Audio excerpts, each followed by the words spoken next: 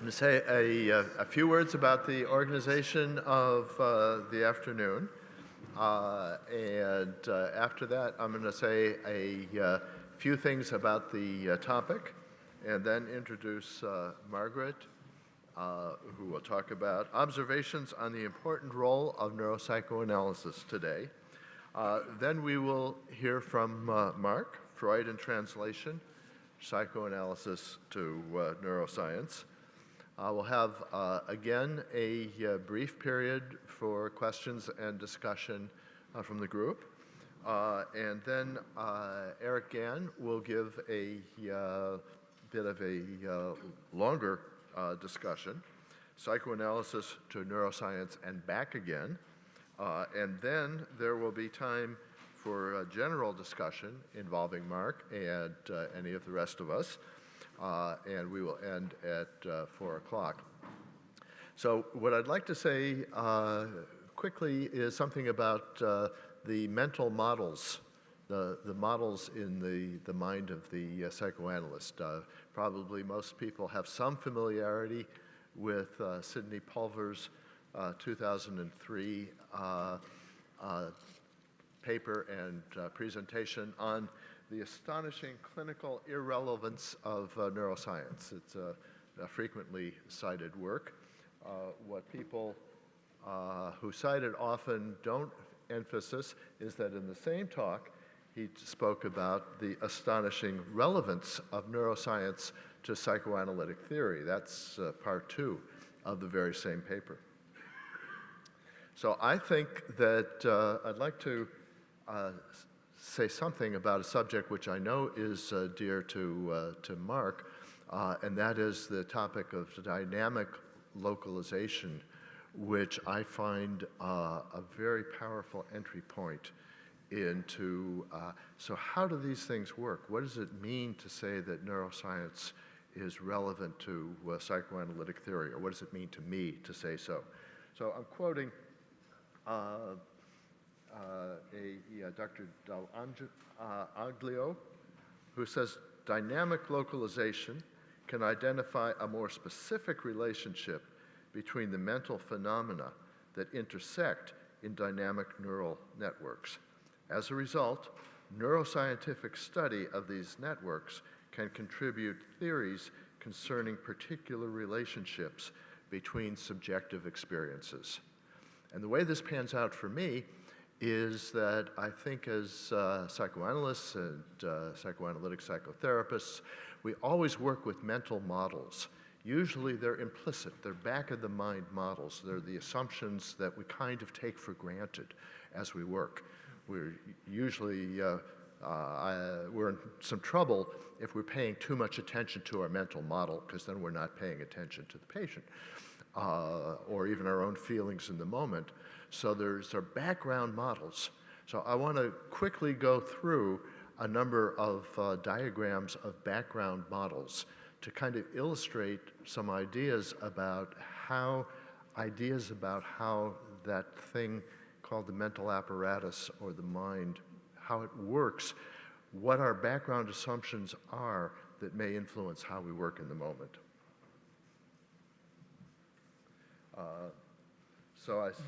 Here's my conclusion. And brain diagrams, this is one model you might have in mind. Here's the same diagram with a green frontal lobe, which just interests me because it's a reflection in my mind of how arbitrary our models are, and sometimes very concrete. Familiar model, topographic model from Freud's dream book. Here's a structural model. Here's an iceberg model. Here is the structural model with a cigar. I find this very helpful in my clinical work day to day. Here's a Kleinian model. I don't know if you can tell that the person thinking, I hate my mother, and then she's part of me, and then I hate myself, and then I hate you. the transmission of models from one to another. And then finally, we have basic motivational systems. And I think this diagram is directly from Mark's work and incorporating some insights from Jaak Panksepp. And here are some more sophisticated diagrams. The many assumptions embedded in every one of these models, and I think they influence us as we work, and hence the astonishing relevance of neuroscience to psychoanalytic theory becomes, in my mind, an astonishing relevance of the mental model of the psychoanalyst to clinical work as well. And that's all I've got to say. So I'm going to flip this computer back to the one on which Mark's presentation, but Margaret is, in the meantime, going to speak to you first.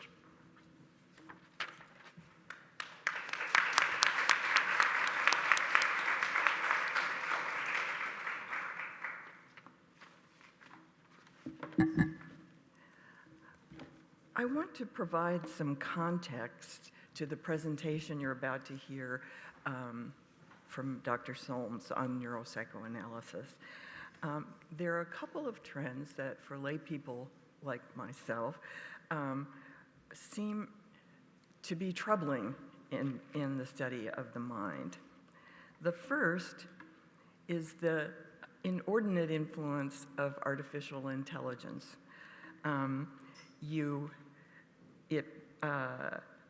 So human to make a machine that can do something that the brain does, and then think the brain must work like my machine. And this seems to be threaded through articles we've been reading on scientists' expectations for their results, their planning of experiments, and what they actually see in their results. I'll give you an example. Our organization had Dr. Stephen Kosslin speak last year. He's a leading authority on visual images in the brain. And his work has been challenged by the brain as computer folk for quite a while. And even he says, and I will quote him, following the convention in cognitive psychology, we take the mind to be the functional level of description of brain activity that specifies information processing. That's quite a view of the mind. In his work, he studied people with who were being shown visual images inside an fMRI machine and who were recalling images. It was very clear from the beginning that aspects of images are stored all over the brain. The color in one area, the line in another, the depth in another. But other people had what they called a propositional view of the storage of information in the brain, which was it was a language-like thing, which some things are stored in a much more simple binary way. And if that were true, then it must be true of everything. So although Dr. Koslin's results came up year after year, showing the what he calls the depictive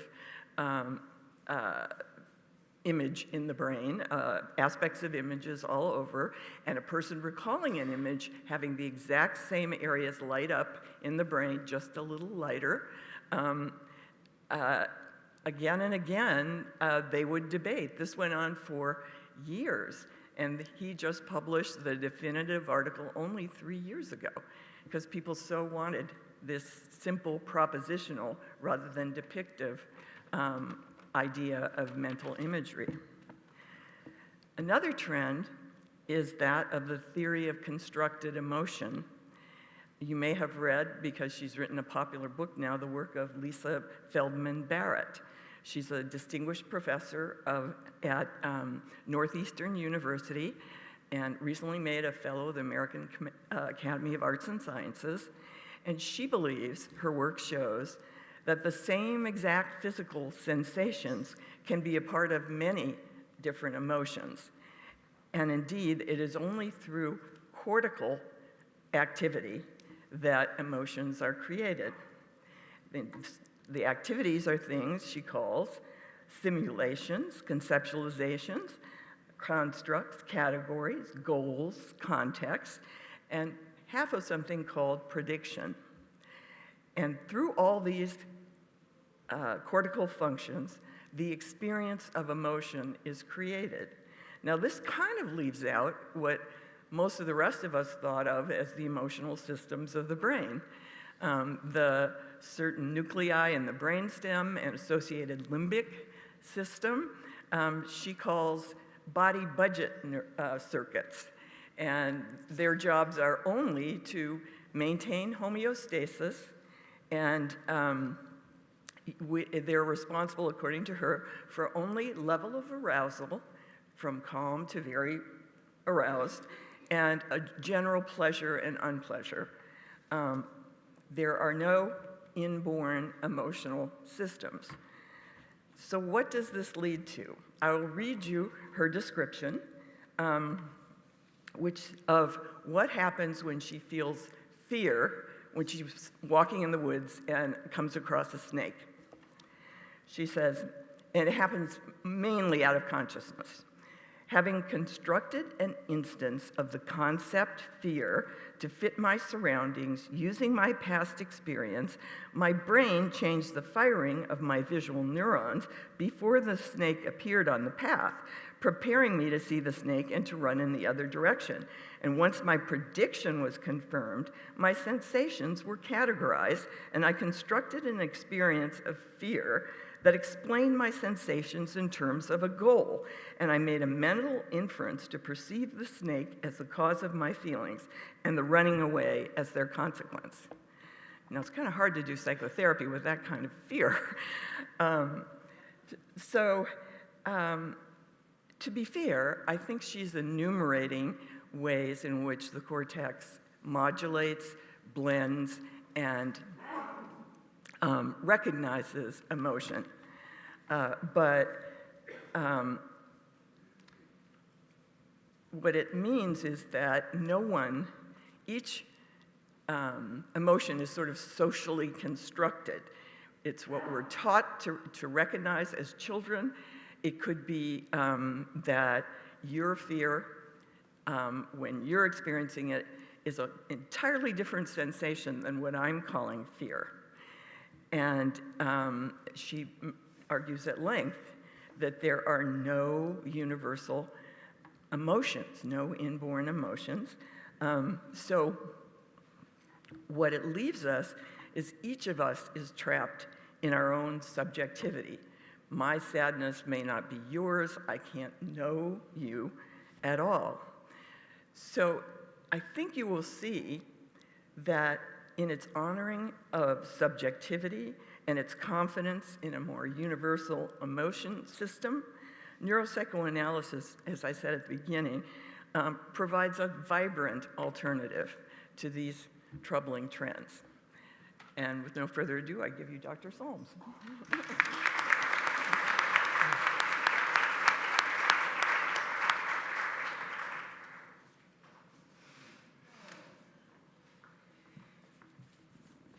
Well, thank you, Margaret, and thank you, Chuck. I will, if I can remember, make some comments interwoven into my talk now, responding to specifically what you said about Sidney Pulver and what you said about Lisa Feldman Barrett. If I can remember. If I don't say, and that's my comment about those two people, then please remind me I didn't do it. Okay, so here's my title, Freudian Translation, Part 2, From Psychoanalysis to Neuroscience. If you read the abstract, I don't know if the abstracts were distributed, in fact. I wrote 2 abstracts about what I was going to talk to you about today. And they were on the website. Actually, that's where I saw them. And so a few days ago, I was preparing my slides, and I read this abstract for my presentation this afternoon, and I thought, gosh, that's completely different from what I had in mind. But obviously, I had something in mind originally and then changed my mind. But so I thought I'm duty-bound to go back to what my abstract said. So what I'm going to be doing is rather defensive, because I see the abstract was defensive, trying to sort of justify why do we need such a thing as what we're calling neuropsychoanalysis. More to the point of today's presentation, why do we need to translate psychoanalytical terms and concepts into neuroscientific ones? And the defensive aspect of the presentation is to show you that this is not some sort of right-wing plot to kind of reduce psychoanalysis to the physical and so on. That is to say, this is an answer to a little bit to Sidney Pulver. He wasn't quite as bad in his paper, The Astonishing Irrelevance of Neuroscience to Clinical Psychoanalysis. It's not quite as bad as the paper that followed it by, wait a minute, I'll remember her name, Blass, Rachel Blass and Zvi Carmeli. They wrote a paper, The Case Against Neuropsychoanalysis. And there they literally argue, that neuropsychoanalysis is a heathen sort of, reverting to idolatry and to what can be seen, and that it really is not just unpsychoanalytical, but positively anti-psychoanalytical and destroying our beloved psychoanalysis.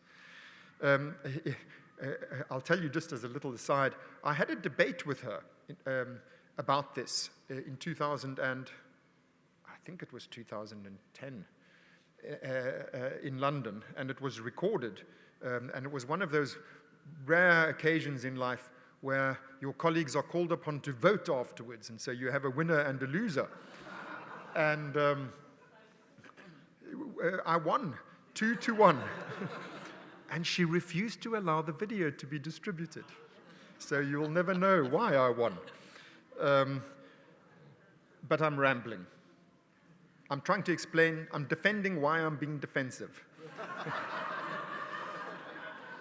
Okay, so here, and somebody in the audience said to me, try to be a bit more inclusive. This is San Francisco after all, and so on.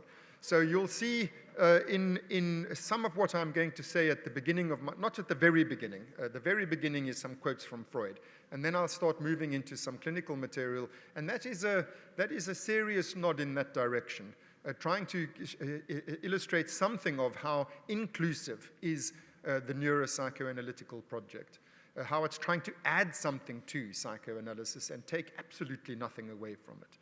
And then I'll move into, if I have time, a sort of a history of what we've done in neuropsychoanalysis. But I don't know how far I'm going to get.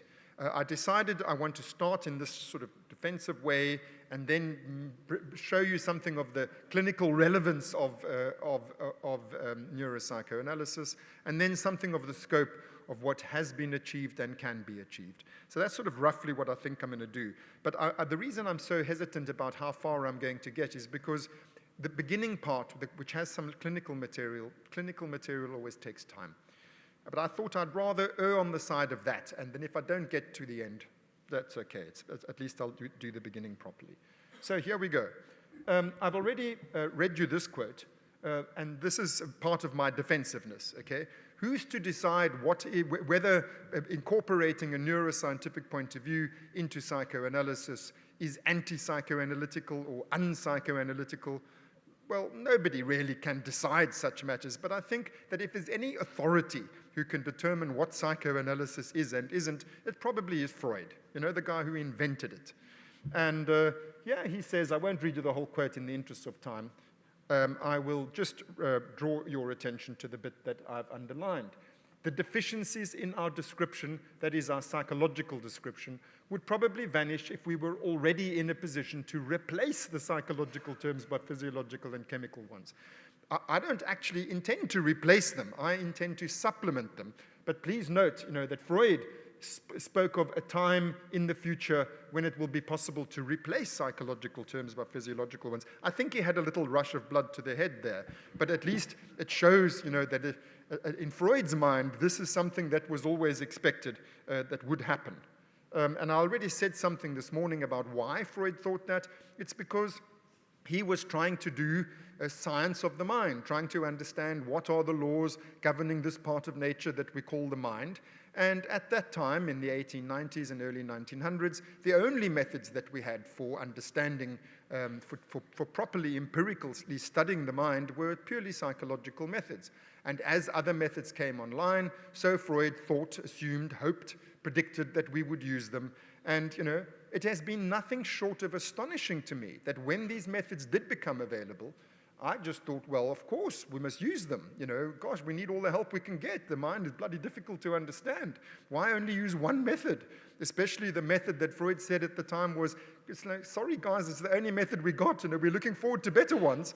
And then when the better ones came along, everyone said, you're anti-psychoanalytical if you use them. I mean, it has been really, really bizarre. But I'll come back to that. Another quote from Freud, and I could give you endless quotes from Freud, so I won't. I'll just give you this one from Beyond the Pleasure Principle again. It says, biology is truly a land of unlimited possibilities.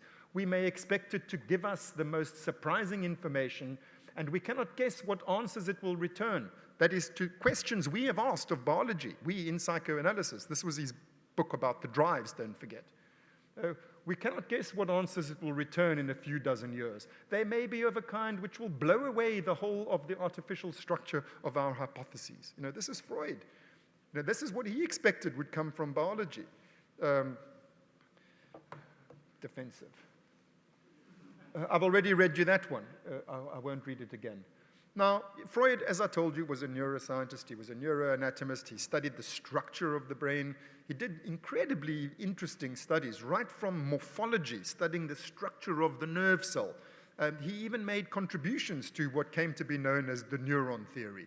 In the Standard History of Neurophysiology, written by Mary Brazier, she, who has no axe to grind, speaks of Freud's important contributions to the development of the neuron theory. Shepard, who wrote a book on the neuron theory, has a chapter on Freud's contributions to it. This guy was steeped in this stuff.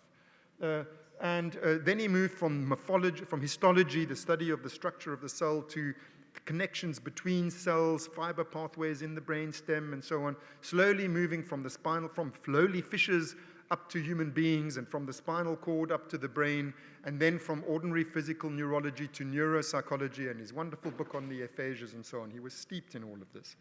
Then he moved to psychoanalysis. From real neurons like that, he moved to imaginary neurons in the project, where he was trying to guess what kind of neural structure there might be, what kind of functional organization there might be to the mind described in neurological terms. And then, as I said to you this morning, he realized he was just guessing, because we don't know. In the 1890s, we didn't know anything about what the neural correlates of these mental mechanisms were, so Freud described them in purely functional terms. This is the meaning of the term metapsychology, as I said earlier. They are the observables of the mind. Subjective mental states exist. They're part of nature. And then we try to understand what lies behind them. That's the unconscious forces causing the conscious phenomena that we can observe. This was metapsychology. And then Freud was groping around in the dark, trying to imagine what these underlying explanatory mechanisms are that account for the regularities of subjective experience. And that led to something, as I said, to metapsychology. Now, I just want to clarify what Freud's position was on the relationship of mind to body. Freud was a dual-aspect monist. He was not a reductionist. He was not a dualist. He was neither of those things. He was something in between, which is called a dual-aspect monist. A dual-aspect monist, not to be too philosophical about it, is something like this. He wakes up in the morning, his name's Mark Solms. He wakes up in the morning and his eyes are closed and he feels himself to exist. And he says, thank God I exist. How do I know I exist? Because look, my mind is here. That thing is called Mark Solms, okay? Then Mark Solms walks over to the bathroom and he looks in the mirror and he sees a body. It's also called Mark Solms. And he thinks, gosh, there must be two of me, And then he thinks, that's silly, how can there be two of me? These must be two different perspectives on the same thing, called Mark Solms. That's dual-aspect monism. Dual-aspect monism says that there's the mental aspect, that is the subjective experiential aspect of Mark Solms via the phenomena called subjective experiences, the mind, and then there's Mark Solms also perceivable from the outside as an object. There's a subjective perspective and an objective perspective. There's a bodily perspective and a mental perspective on the same thing. The one doesn't cause the other. The one doesn't produce the other. These are two different observational perspectives. Those are the dual aspects. Two perspectives on one and the same thing. That's all that dual aspect monism means. And that was Freud's position. It's no more true to say that biological or physiological phenomena cause mental ones than it's true to say that lightning causes thunder. You know, these are, if you listen to it, it's thunder. If you look at it, it's lightning. Same thing, okay? That's dual aspect monism, nothing mysterious about it. If there are, however, two perspectives on one and the same thing, then what is that thing? What is the monistic thing? What is the thing that underlies both mental experiences and physiological external observables? And that underlying thing is the functional structural laws that govern it. That's how it works. So metapsychology is looking for what are the laws that govern the observables. And in Freudian days, we could only, from the psychological observables, infer those laws. Nowadays, we can use neurophysiological methods to also infer those same laws. So we have two perspectives on the same thing. And the thing that we're trying to describe is not something that you can see. It's something that you infer. And by the way, it happens like this. This is how most sciences work. In the end, you're left with abstractions, laws, functional mechanisms that explain the observables.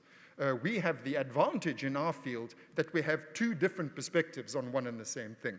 And it's like the famous moral of the blind man and the elephant. You know, each one grabs hold of a different bit.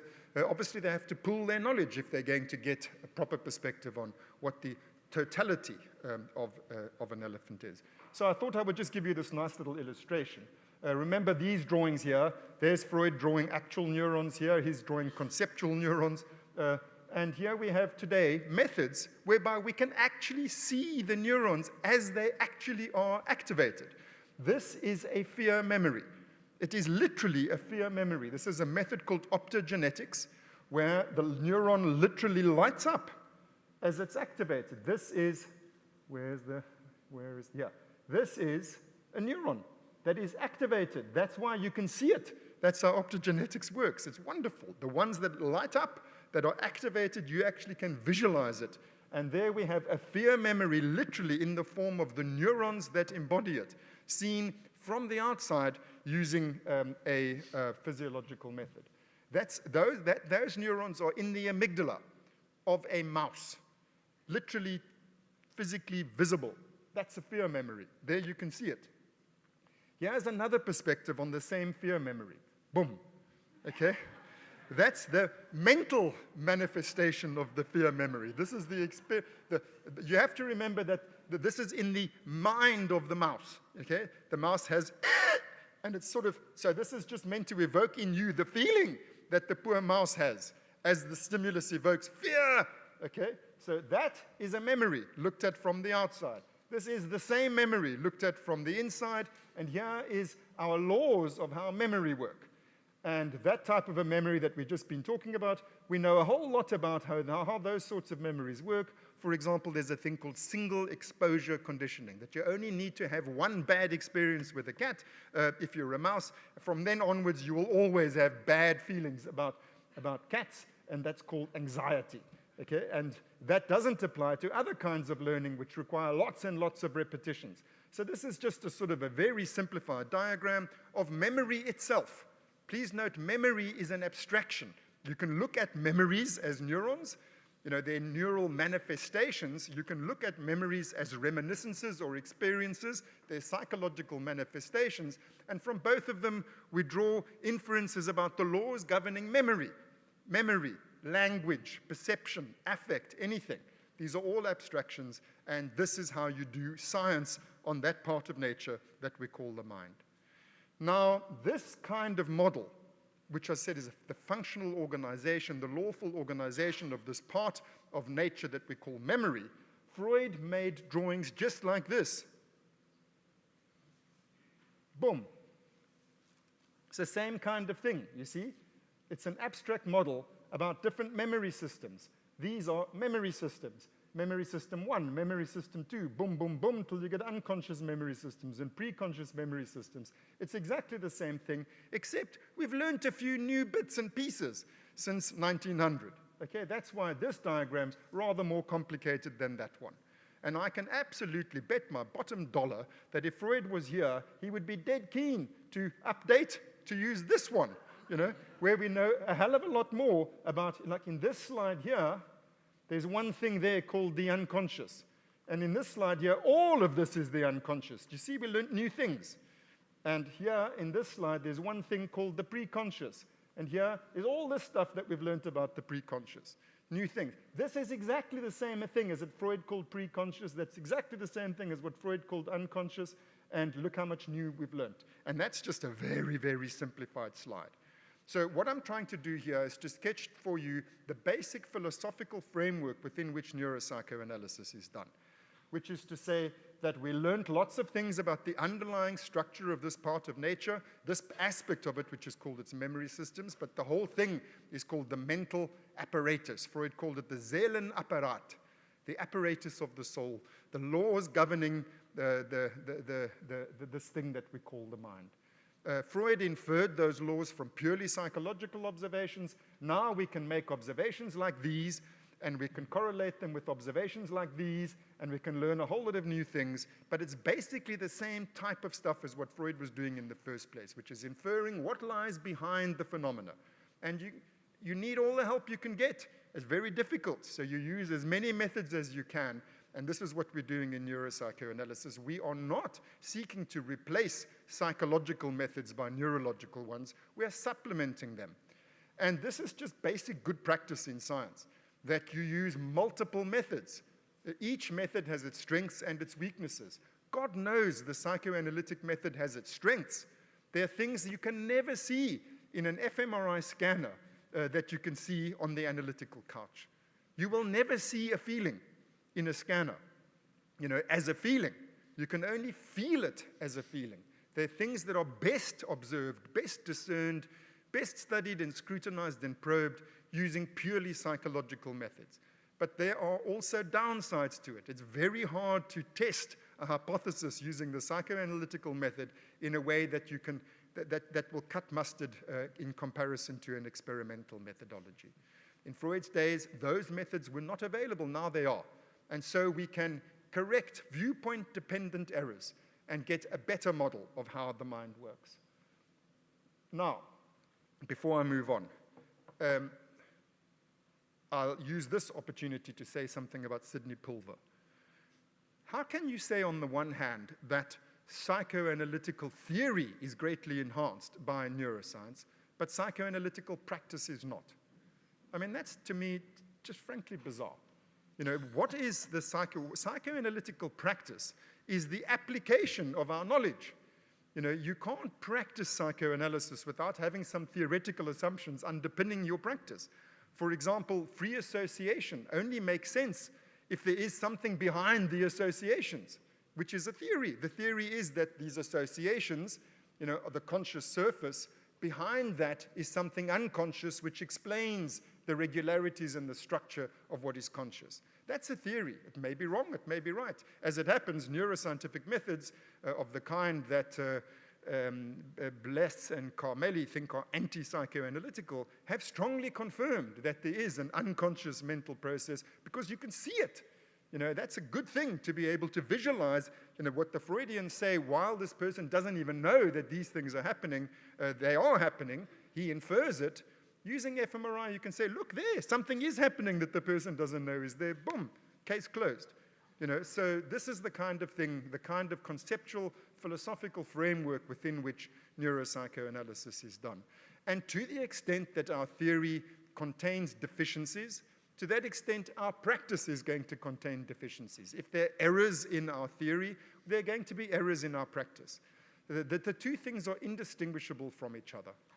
So I don't think it's possible to say that neuroscience is relevant to the development of our theory, but not relevant to our clinical practice.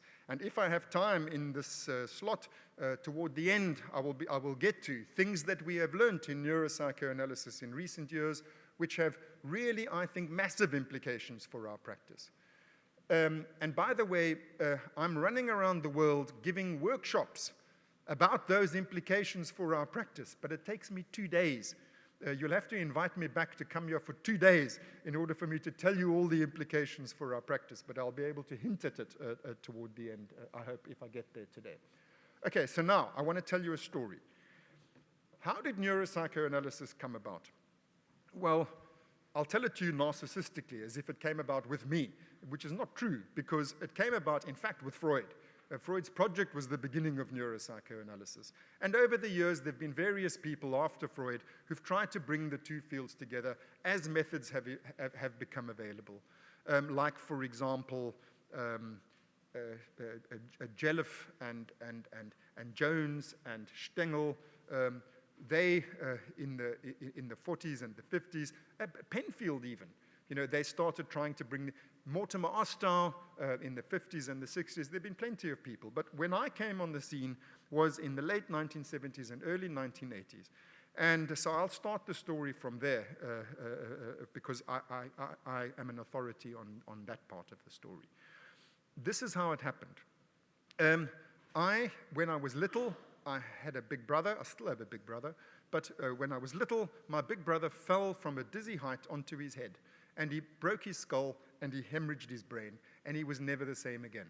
And it was deeply disturbing to me and to my entire family. It was the biggest thing that ever happened to all of us.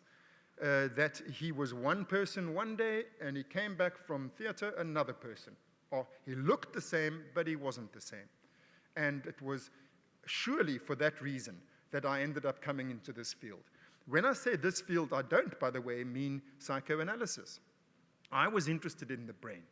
And I was interested in how can it be that we are our brains? How can it be that my brother Lee wasn't the same person after this thing happened to his brain? And it wasn't a philosophical question, I assure you. It was a deeply personally disturbing, what is the wonderful word in German, Unheimlichkeit, which straightly translates as the uncanny.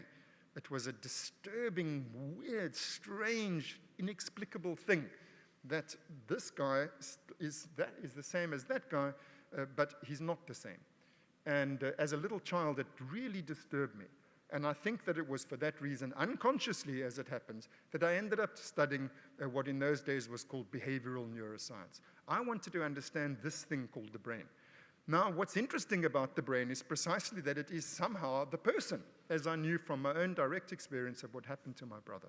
And I assumed, and I still assume, that if that can happen to my brother, it can happen to me too. It can happen to, we are all of us, somehow, also our brains. We are embodied. We are, by the way, also probably therefore mortal, you know, and these are rather big matters, okay? So that's why I studied neuroscience.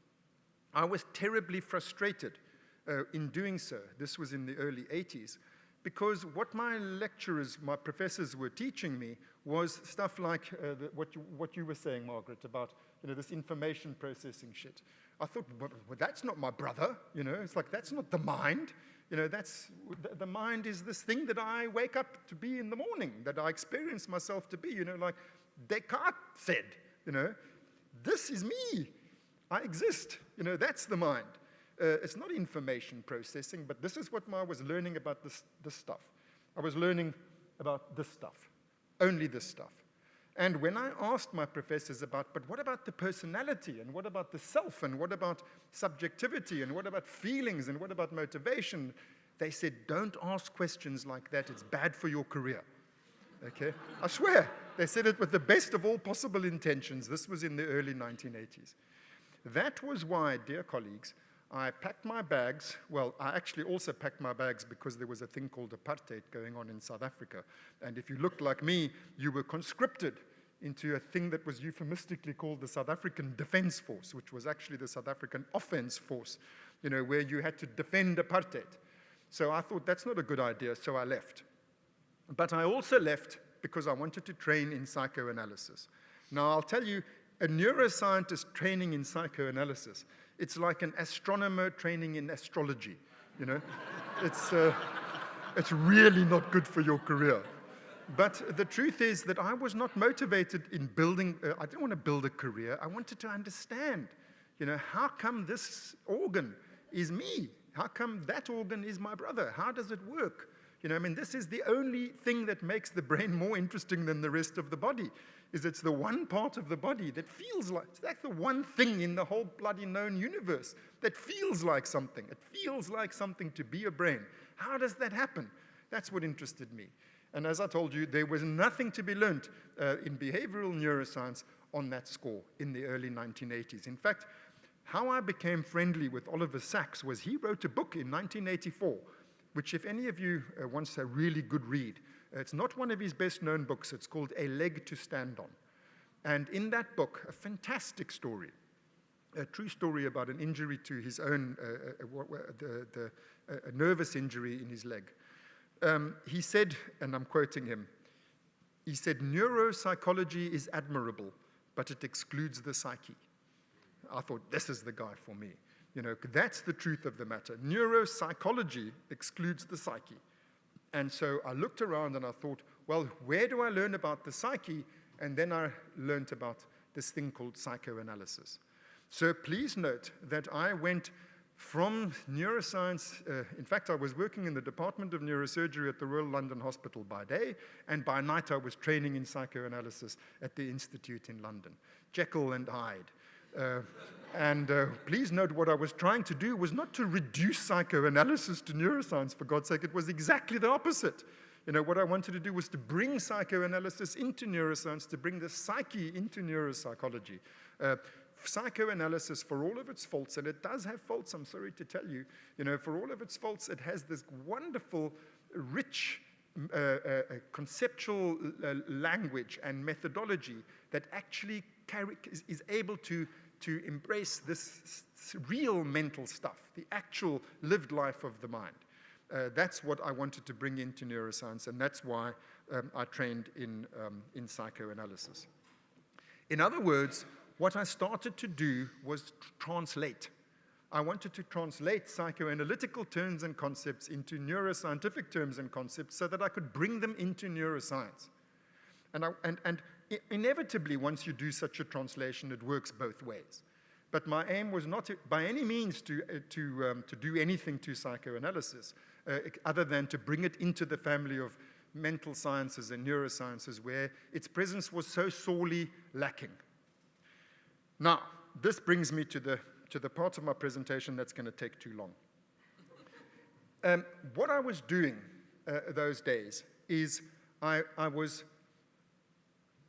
became interested in, partly under the influence of Oliver Sacks, I must tell you, as much as everyone disses him that he wasn't a proper scientist, I think exactly that thing that Freud said about you know, he apologizing for the fact that his case studies read like short stories and that they lack the serious stamp of science, but it seems the subject matter demands it. I think that's what Sacks got. You know, he realized you can't really capture the subjective aspect of the mind, the being of the mind, without telling stories, without using, you know, the methods and language of psychoanalysis, the language that is of lived experience and so on. So I became interested in my patients as people. You know, in my neurological patients, I was interested in their subjective experience. I wanted to know, what is it like to not be able to speak? What is it like to not be able to remember what happened this morning? You know, what is it like to not know that the left side of space exists and so on? It's extraordinary. And the terms and concepts of my education did not equip me to be able to either describe or probe, conceptualize and theorize these aspects of what was going on in my patients. And that's why I wanted to train in psychoanalysis. Now, that's what I wanted to illustrate, what sorts of things I'm talking about. I'll give you 3 quick examples. This is the part that takes time. Example number 1. I had a patient, and these are just random examples, okay? I had a patient who suffered from what's called nocturnal confusion. And it was caused by periventricular small vessel disease. Here you see it. These are the ventricles. This is the periventricular space. And here you see all these little strokes, all these little hemorrhages in the small blood vessels around there caused by high blood pressure. And so this guy had what's called multi-infarct dementia. I'm just giving you one example. What happened to him was that at night he got confused. He woke up from dreams and he imagined that there was a burglar in the house. And his wife initially, by the way, this guy was a master of the universe. He was like a super successful businessman, but he was now retired and in his dotage and started having these weird experiences. And his wife thought he was dreaming and waking up from dreams and that he didn't realize that they were dreams. And so I was actually, he was referred to me as a parasomnia. This guy's having some weird kind of sleep disorder. But it became clear on examination that it wasn't just a sleep disorder, it was a general cognitive decline. The scan showed this, and he had small vessel disease, he had a badly controlled hypertension, and that this was part of a bigger syndrome. I, rather than just making the diagnosis and saying, well, that's what happens, with small vessel disease, you get multi-infarct dementia, and with multi-infarct dementia, you can get nocturnal confusion, full stop. I sat with the patient and started to speak to him and to get to know him as a person. And what I learned was, first of all, that it wasn't just this little burglar. Oh, by the way, the burglar he thought was a little boy. And he was enraged. He's got a whole big security team. And what's the point of having this whole security team if this little guy can get into his bedroom and steal his overcoat, which is what he thought he was doing? And his wife was saying, but you're crazy, putting on the lights and saying, where's the little boy? He says, I can smell him, and so on, says the patient. And ranting and raving at his security guards and so on. That was the point at which I was called in. So what became clear to me was it wasn't just this nocturnal confusion. As I spoke to him, it became clear that he had a whole lot of similar sort of like semi-delusional beliefs. For example, he kept on calling his accountants and wanting evidence that his bank balances were as they should be. He felt people were stealing from him. And he also wanted from his lawyers, he wanted to see the title deeds of his various properties because he felt people might be stealing from him. And he believed that his right-hand man, he's now retired, but his ex-right-hand man in business had defected to the other side, to his major rival, because he saw him on television, on the television news, shaking hands with the CEO of this other company, which was just nonsense. It never happened. So you see, there was a whole paranoid sort of thing, the theme, the meaning of which, if you actually listen to him as a person, rather than just as a body and saying this is the diagnosis, you actually get to know what is it like from this man's point of view. It became clear that he felt things were being taken from him. And guess what? He was losing control of his things. He was losing control of his mind. He was losing control of his faculties. He was no longer able to remember, no longer able to work his way through things and understand things and keep a grip on things. And so the feeling that he had was understandably that things are being taken from him. When he wakes up at night from dreams and just generally, as you all know, at night, you have the most pessimistic and nasty of thoughts. He had them too, but you and I wake up and think our way out of it. But if you have a brain like that, it's quite hard to think your way out of it. You can't think your way out of a paper bag anymore. And so, he was much more concretely persecuted by these feelings that crept up on him at night, as they do on all of us, that I'm losing control of things, things are going wrong, oh my God, and so on. So I said to him that I think that this is what these thoughts mean. I think that what he's really experiencing concretely like that is his feeling, which is correct, that he's losing control, he's losing his grip, things are slipping away from him. And over time, and I didn't see him for more than maybe 3 months weekly, it came to the point where we were able to see together that the truth of the matter is life itself was slipping away from him. He was old. He'd been a master of the universe. He'd been in charge of a great empire. And now, like all of us, he was subject to the 1,000 shocks flesh is heir to, and he was losing it. And he was losing control, he was losing his memory, he was losing his marbles, and he was going to lose his life. And who's not scared of that, And so working it through like this, coming to the realization that really this is what it's all about, guess what happened? He stopped having the nocturnal confusions. In a very interesting way, he would still wake up with the feeling that there was a burglar in the room. And then he would remember, Dr. Solms said it's about this, and of course that's true. And then it receded. okay? Just like that. What's that? Psychoanalysis, okay? But this is with a neurological patient. So something's going on in this brain. It's changed his psychodynamics, in favor of fantasy, in favor of affect, shifting the balance from rational, realistic, being able to think things through in favor of unconscious fantasies, which now become much spookier and much stronger.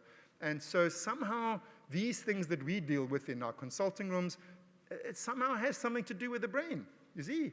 In that direction, that's what I was trying to do. Here's another one. This is a patient with confabulatory amnesia. What's causing his confabulatory amnesia? It's this little hemorrhage here in the basal forebrain. Okay, I won't tell you the whole story. He's a man in his mid-50s. He was an electronic engineer. He had, as a result of an operation removing a small tumor, a meningioma, he had a bleed, a surgical complication, and he woke up completely amnesic, and not only amnesic, confabulatory amnesia. That is to say, he was no longer able to remember anything about what was happening from moment to moment, but he didn't realize that he wasn't able to remember. He thought he was able to remember, and he had wrong memories. He had false memories, which came to him, he thought these were the real memories. And that's what's confabulatory amnesia. Those are what confabulations are. Now again, in behavioral neurology or neuropsychology, you simply describe that form of that clinical picture as confabulatory amnesia, and that's the end of the story. But I was interested in what is it like to be such a person? What is it like what does this all mean to him? How is he experiencing it? And so again, I used psychoanalytical methods, psychoanalytical terms and concepts to describe and conceptualize and try to help what was going on with this patient. So now I'll read to you a quick little vignette about him to give you a sense of what, these were the early days of neuropsychoanalysis. I hope you get what I'm driving at. This is how neuropsychoanalysis was born. It was me learning about psychoanalysis and trying to use it on my neurological and neurosurgical patients. That's how I started trying to use your concepts, psychoanalysis as terms and concepts to understand these extraordinary things that these patients were going through. So I told you this was an electronic engineer in his mid-50s. He came and saw me 6 days a week.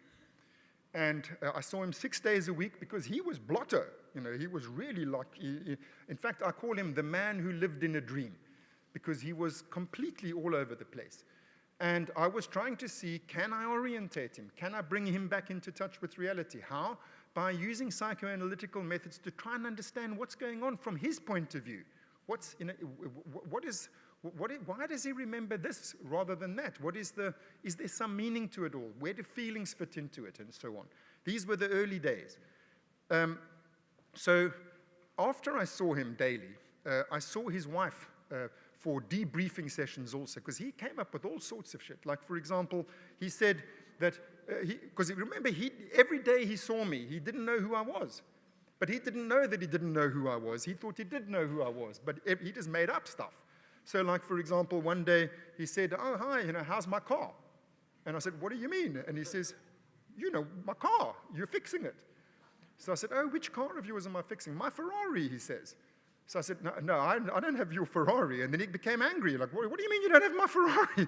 It's like, you thought I'm stealing his Ferrari, trying to pretend that I'm not the mechanic that's fixing his car. And so then I asked his wife afterwards, does he have a Ferrari? Because in order for me to understand where does all this fit, I needed to ask her something. It's not ordinary psychoanalysis. And by the way, I was a beginner. I was just busy learning, and I was trying to bring these methods into neuroscience. By the way, he did have a Ferrari. But I also learned from her other things. I'll just need to mention 3 of them in order for you to understand this little vignette I'm going to read to you. Well, actually, you need to know this also. He didn't every day say something different. There were certain themes that came back over and again.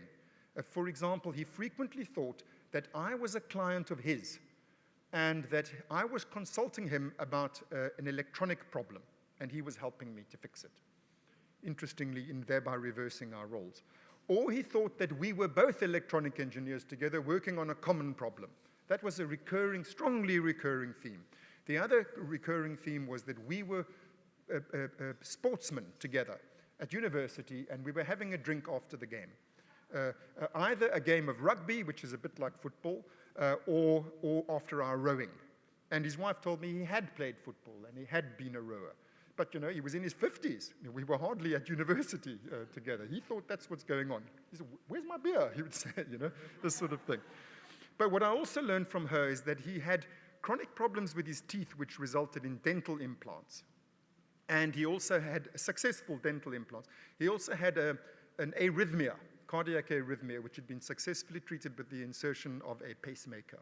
And I mention that because it's relevant to the session that I'm now going to read to you. I read you just a tiny little fragment of a session. And I've chosen this session, it was the 10th one, because interestingly, for the first time ever, when I went to the waiting room to fetch him, he looked up at me and touched his head where he had a craniotomy scar and said, "Hi, Doc.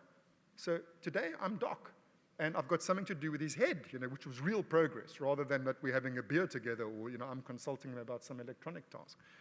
And so as we went to my consulting room, trying to hold on to this moment of insight, I said to him, "You touched your head when we met in the waiting room." And he replied, "I think the problem is that a cartridge is missing. We just need the specifications. What was it, a C49? Should we order it?" This is what he says to me. By the way, this is called confabulation. Okay? So I said to him, "What does a C49 cartridge do?" He says, "Memory. It's a memory cartridge, a memory implant." That's what made me, why I mentioned the thing about the teeth. Then he says, "But I never really understood it. In fact, I haven't used it for a good 5 or 6 months now." By the way, his operation had been 9 months before. He says, but I never really understood it. In fact, I haven't used it for a good 5 or 6 months now. It seems we don't really need it. It was all chopped away by a doctor. What's his name? Dr. Solms, I think. But it seems I don't really need it. The implants work fine." So I said to him, "You're aware that something's wrong with your memory, and he interrupts me. He says, "Yes, it's not working 100%, but we don't really need it. It was just missing a few beats." The analysis showed that there was some C or CO9 missing. Denise, by the way, was his ex-wife, not his current wife. Denise brought me here to see a doctor. What's his name again? Dr. Solms or something. And he did one of those heart transplant things. And now it's working fine, never misses a beat. So I said to him, "You're aware that something's amiss, some memories are missing, and of course that's very worrying.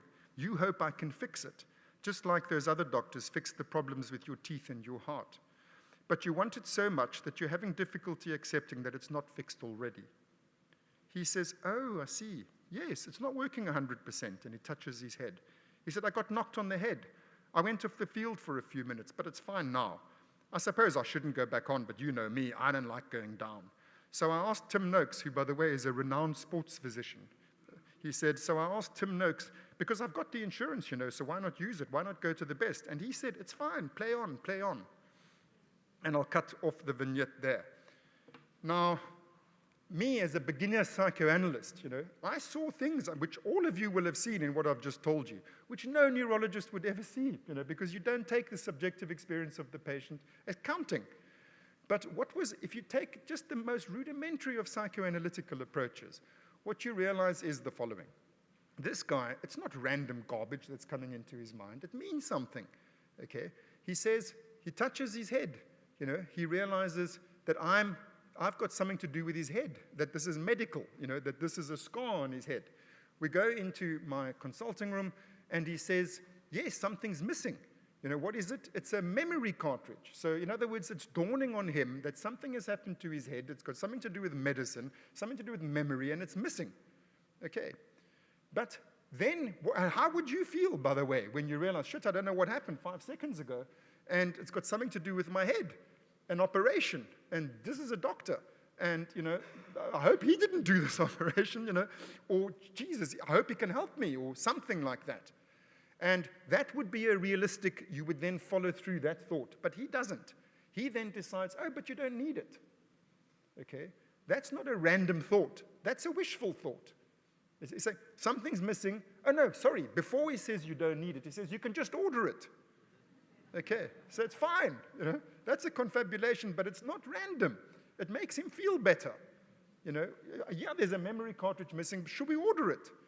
And then when that doesn't seem to be cutting it, either with me or perhaps even with his own thought, he changes his tune and he says, no, you don't need it. I find you don't need it at all. I never used mine, And then he starts speaking about other operations that worked well, operations in his teeth and operations in his heart.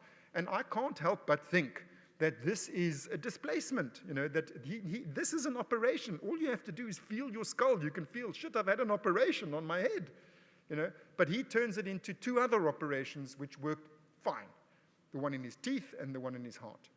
So again, any psychoanalyst can see this has got a meaning.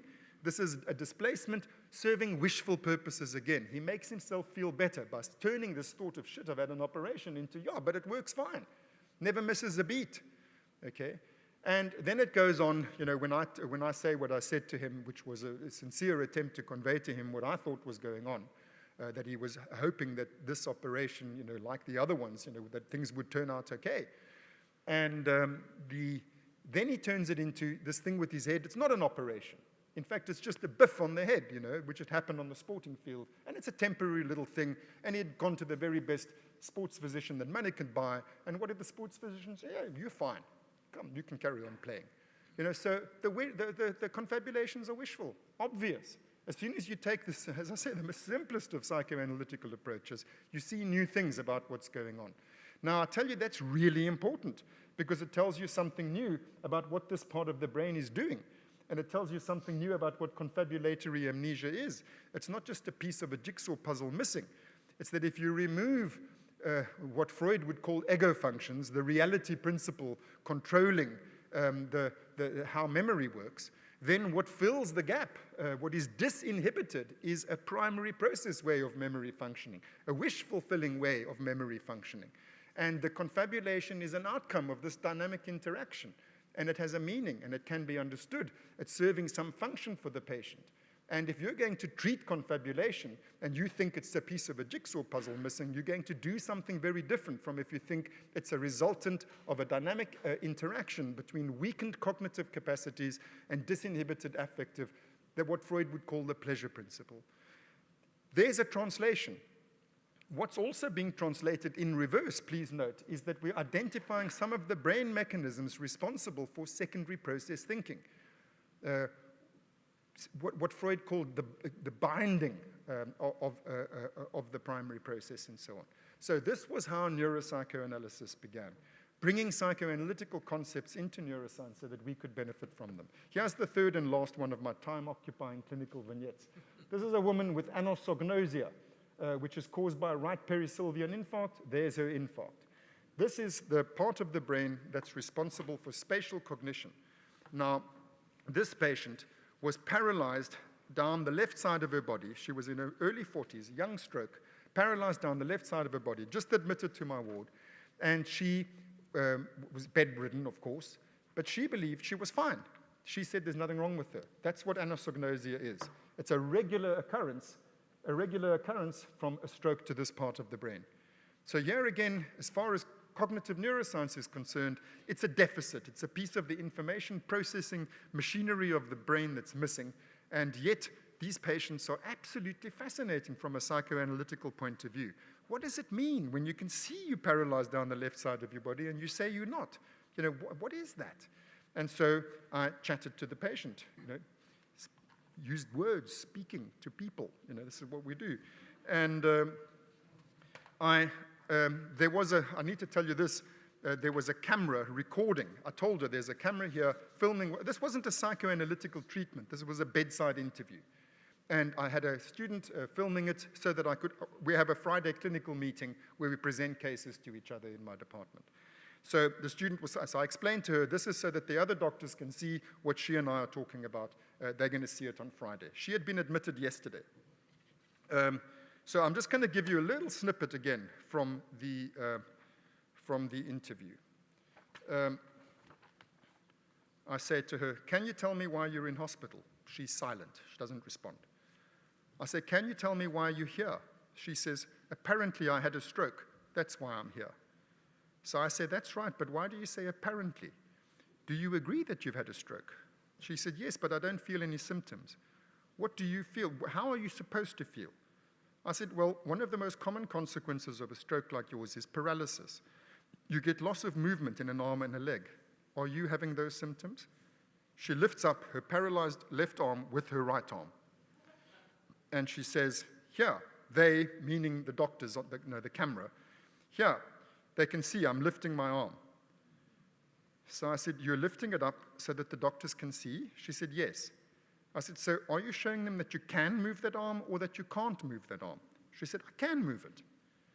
So I said, but you're lifting it with this, and I point to her right hand. You're lifting it with this hand. Can you lift it by itself? She said, I lift it with my mind. So I say, with your mind? She nods. I say, and when you lift it with your mind, do you actually see and feel it moving? She says, yes. I said, if I had to ask you the question, is this arm working normally or not, what would your answer be? She said, no. I said, no, it's not working normally. She shakes her head.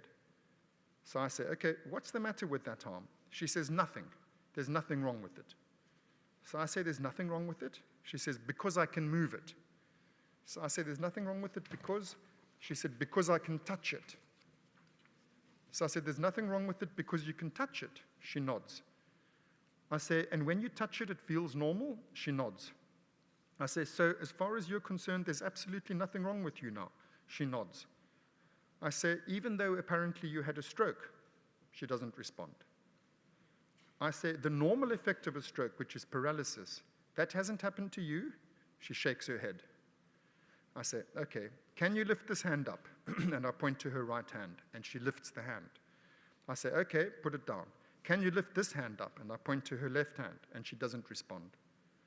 I say, do you see, Mrs. A, when you lift this right hand, it actually goes up, you see. But when you lift this hand, and I point to the left, it stays there, you see. That's what we call paralysis. Do you see? She doesn't respond. I say, that's because of the stroke. That's what happened as a result of the stroke. So when you say you don't have any symptoms, it's not quite true, because this is a symptom you do have as a result of the stroke. Do you see? And I point to her left arm, and there's no response. I say, so now, while you're here in hospital, the physiotherapists are going to work with you, and they're going to see what they can do to help you to regain the movement of this arm, okay? She doesn't respond. I say, just so that the doctors, and I point to the camera, just so that the doctors can understand, can you tell me again now after we've discussed it, is there anything wrong with you as a result of the stroke? She shakes her head. I say, no. She shakes her head. I say, nothing. Are you sure? But we've just discussed it now. What did I just tell you? She points to her left hand and she said, you'd said this side has a symptom. I said, yes. I said, that side has a symptom. That's right. And did I say what the symptom was? She said, not lifting this hand up, and she lifts up her left hand with her right hand. I say, what? She said, because I'm not lifting this hand up by itself. I said, you can't lift that hand by itself. That's right. Isn't that true? And she yawns. And I said, so do you agree with me? You can't lift this hand by itself. And she nods. I say, so do you agree? That's the effect of the stroke. And she nods. So I said, that's very important. That's very good. So now, may I ask you again, because the doctors are going to be watching this. So I just want to be sure that you and I agree, and that they understand that you and I agree. Can you tell me again, this stroke, has it caused you any problems? Has it caused any harm to any part of your body? And she nods. And I say, it has. And what has that harm been? What has the effect been? And she doesn't respond. And I say, what symptoms has it caused you, that stroke? She says, at home, when I know it's bedtime, I get a bath. And here they don't have that. I say, at bedtime, you can't get a bath here? She nods. I say, but why are you telling me that? She says, because I can only sleep when I've had a nice bath. And I said, oh, I see, so it's affecting your sleep. She says, yes. So I said, so you'd rather not be here? I understand. You'd rather be at home? She says, yes. I say, I know you'd rather be at home, but remember what I told you. The reason that you're here is because of this paralysis, and I point to her left hand, because of the stroke. That's why you can't be at home right now. But you'll be able to get back home. It won't be very long. And she said, you see, at home you're comfortable. And I said, that's right. And she says, everybody knows at hospital that you're sick. I said, yes. And they come and talk crap to you all the time, she said. I said, I see. So am I busy talking crap to you? She said, no. I said, but it makes you feel bad for everybody to come and talk to you about being ill. And she nods. And I say, you don't want to feel ill? And she said, yes. And I said, and you don't want to be treated as an ill person? And she nods. I said, nobody does. And then I thought better of it, and I said, well, most people don't like to be treated as an ill person. She doesn't respond. Then I say, the important thing is at the moment, even though you don't feel ill, that's why you don't feel like an ill person. This left arm isn't working at the moment because of that stroke. And remember, that's the thing we've agreed about, because I think it's very important for us to be able to help with that, okay? And she doesn't respond. I say, so can we discuss it one last time? Can you tell me again, this left arm, is it working or not working at the moment? At the moment right now, is this arm working properly or not? And she nods. I say, are you saying it is working properly? Are you saying that it's not paralyzed? And she nods. I said, but just a few minutes ago, you agreed with me that it is. She said, no, I didn't. I said, is that just because I forced you to? She said, no, you can't force me. How did you force me? I said, no, I'm not trying. I'm trying to understand. Why did you agree with me a few minutes ago and now you're not agreeing? She points to her head. She said, because you can't read my mind. In my mind's eye, you can see that you are lifting your hand, but you can't see that. I said, oh, I understand. That's very important. So in your mind's eye, you can see that you're lifting the hand. And she nods. I say, but what about your physical eyes? Even though in your mind's eye, you believe that you're lifting it because you've made the decision that you're going to lift it, in your mind's eye, therefore, you feel that you are lifting it. But if you look at it look at your hand with your physical eyes, with your actual eyes, can't you see that it's not actually lifting? And she nods. So I say, so as you say, I'm outside of you. I'm not inside your mind. I'm outside. I look at it with my eyes and I don't see it moving. That's why I think it's paralyzed. She says, yes. I said, so now, which one do you think is right? What your actual eye see or what your mind's eye sees? She says, what your mind's eye sees. I said, does your mind's eye see something that's more real than what your actual eye see? She nods. I said, so that's why you believe you're not paralyzed? She nods. So I say, okay, all right, Mrs. A, I don't want to keep pestering you. I'll come back and talk to you again tomorrow. And she nods. Okay, so that is anosognosia. Now, I'm telling you, believe it or not, my colleagues don't see that that's a defense. You know, they really believe she's incapable of recognizing that she's got the symptom on the left-hand side. Any psychoanalyst can see that she's ducking and diving and using every trick in the book, like lifting the hand up and talking all sorts of crap like this, you know, trying to get away from the very unpleasant fact that that side's not working. And as you can see, with a little bit of therapeutic alliance, you know, with a bit of luck, you can sort of just about get her to acknowledge it, and then she moves away from it again. And that was also early days. Since then, we've done much more psychoanalytical work with these sorts of patients. And I'm just giving you little vignettes to try and illustrate where neuropsychoanalysis was born, what we were trying to do, how we were trying to use psychoanalytical terms and concepts to understand what's going on with these patients, because it really teaches us something new about what this part of the brain is doing. It teaches us something new about what anosognosia is. And those are just little vignettes. You must understand that on the basis of those single case studies, we then did group studies, we then tested our hypotheses. And we showed, for example, in the case of confabulatory amnesia, that they are wishful, objectively demonstrated it using blind raters, that it improves the patient's mood, and at the moments at which the confabulations occur, their mood dips and then it rises just after the confabulation. And we were able to show in a series of cases that is routinely the case, that the confabulations are wishful. As I said, it also teaches us something about where certain kinds of ego functions, certain kinds of secondary process inhibitory controls are localized in the brain. And we learned new things about how we translated psychoanalytical terms into neurological ones for that purpose. In the case of this patient, we then also were able to show, not only in her, in many cases of anosognosia, that what's going on here is a defense, a very particular kind of defense, which is called a narcissistic organization. And I haven't got time to go into the whole sort of thing with you, but this is the defense that underlies anosognosia. These patients introject and project in a way that occurs with narcissistic defenses.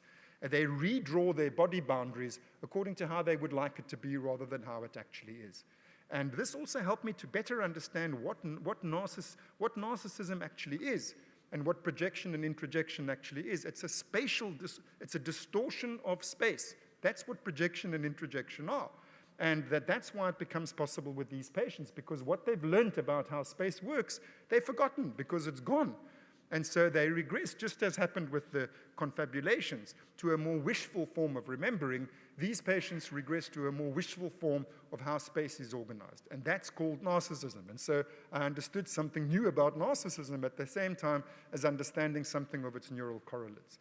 And again, we were able to test these hypotheses. For example, we've been able to demonstrate experimentally that, first of all, that anosognosia occurs with greater frequency and severity in correlation with the extent of not only the spatial cognitive disorder, but also the very particular aspect of it, which is being able to put yourself and see something from another person's point of view. That they can't see things from an objective point of view, from the outsider's point of view, because it requires a kind of spatial cognition that they've lost. And then what's released, for all of us, it's a very strong insult to learn how space really works, that there's certain shit that's tied to us no matter how much we wish it wasn't there. And there's certain lovely things out there that we wish we could have that we can't. This is a cognitive maturational achievement, and these patients lose that and they regress to narcissism. And these concepts have found their way into behavioral neurology and neuropsychology. The defense hypothesis of anosognosia is now widely accepted. The wishful mechanism in confabulatory amnesia is now generally accepted. So these are important contributions that psychoanalysis has made to behavioral neurology via neuropsychoanalysis. And it is nothing short of flabbergasting to me that my neurological colleagues are happy to accept these, what did Freud call them? It's an enrichment of science, to introduce these new terms and concepts to understand this wonderful part of nature called the life of the mind. But my psychoanalytical colleagues think that this is some kind of plot to reduce psychoanalysis to the brain and kind of like steal our hard-won insights about psychical reality. Nothing could be further from the truth. But in the process of doing all of this stuff, as I said, in broad brushstrokes, using clinical psychoanalytical methods on neurological patients, thereby extending the reach of psychoanalysis, not only scientifically, but also clinically, because now we're able to help these patients in ways that we never dreamt we could, because we realize that they too have psychodynamics, and that they too have psychological symptoms, psychodynamic symptoms, which can be treated in psychoanalytical ways. And this has all been to the good. That was how it started, and I'm sorry I took so much time to tell you all of that. Remember, I had started out by confessing to you this is a defensive talk. I'm trying to say neuropsychoanalysis is a good thing, stop being horrid to it. Now, after that, we moved on. So that was in the 1980s, and then in the 1990s, we used we started studying not just individual syndromes, but we started studying mental functions. And the one that I started with was dreams. I did lesion studies to see how are dreams altered by damage to different parts of the brain so that we can correlate the concepts that psychoanalysis developed around the function of dreaming, correlate them with their neuroanatomical and physiological substrata. And what we were able to show, this is a PET image, but the lesion studies showed that damage here, damage in this area here, the hot spot that you're seeing over there, that damage over there leads to loss of dreaming. Subsequently, this PET imaging showed that during dreaming sleep, that part of the brain is switched on like a Christmas tree. This area here, by the way, in general, is called the limbic system. This is the limbic temporal lobes over there. This is the limbic diencephalon. This is limbic cortex over here. This is all limbic system. This is the emotional, motivational part of the brain. It lights up like a Christmas tree during dreaming sleep, while the prefrontal lobes, the reflective part of the brain, switches off. Okay, so it's a bit like what Freud said. What is it? Something about the ego goes to sleep and the id doesn't? Something like that seems to be what's going on here, And so I was really interested. Why does damage here? Here's the image. Damage there leads to loss of dreaming. I wanted to understand what is it that this part of the brain's doing that's so important for dreaming. And we were eventually able to, we were eventually able to identify that this part of the brain, severing of this fiber pathway here, this is what leads to the loss of dreaming. And this is called the mesocortical mesolimbic dopamine system.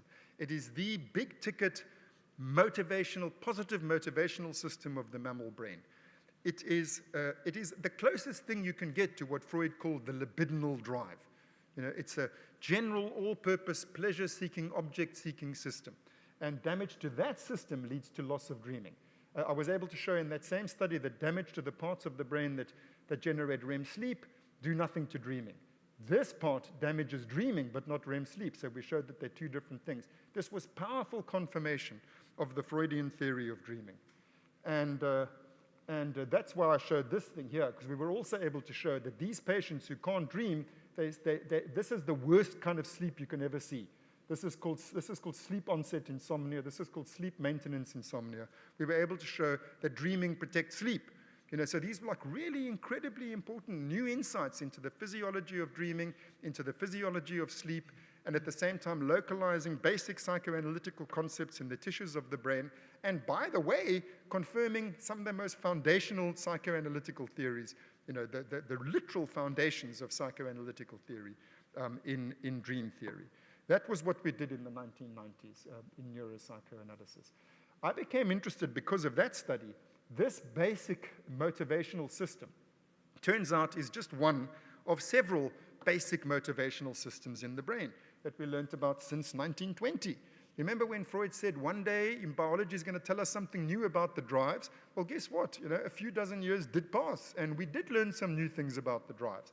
So it was really important to discover that this thing, pretty much the same thing as Freud's libidinal drive, is accompanied by 6 other ones. 6. They're not 2 drives, there seem to be 7. And so that was really big news. But this is when the psychoanalysts started to get hot under the collar.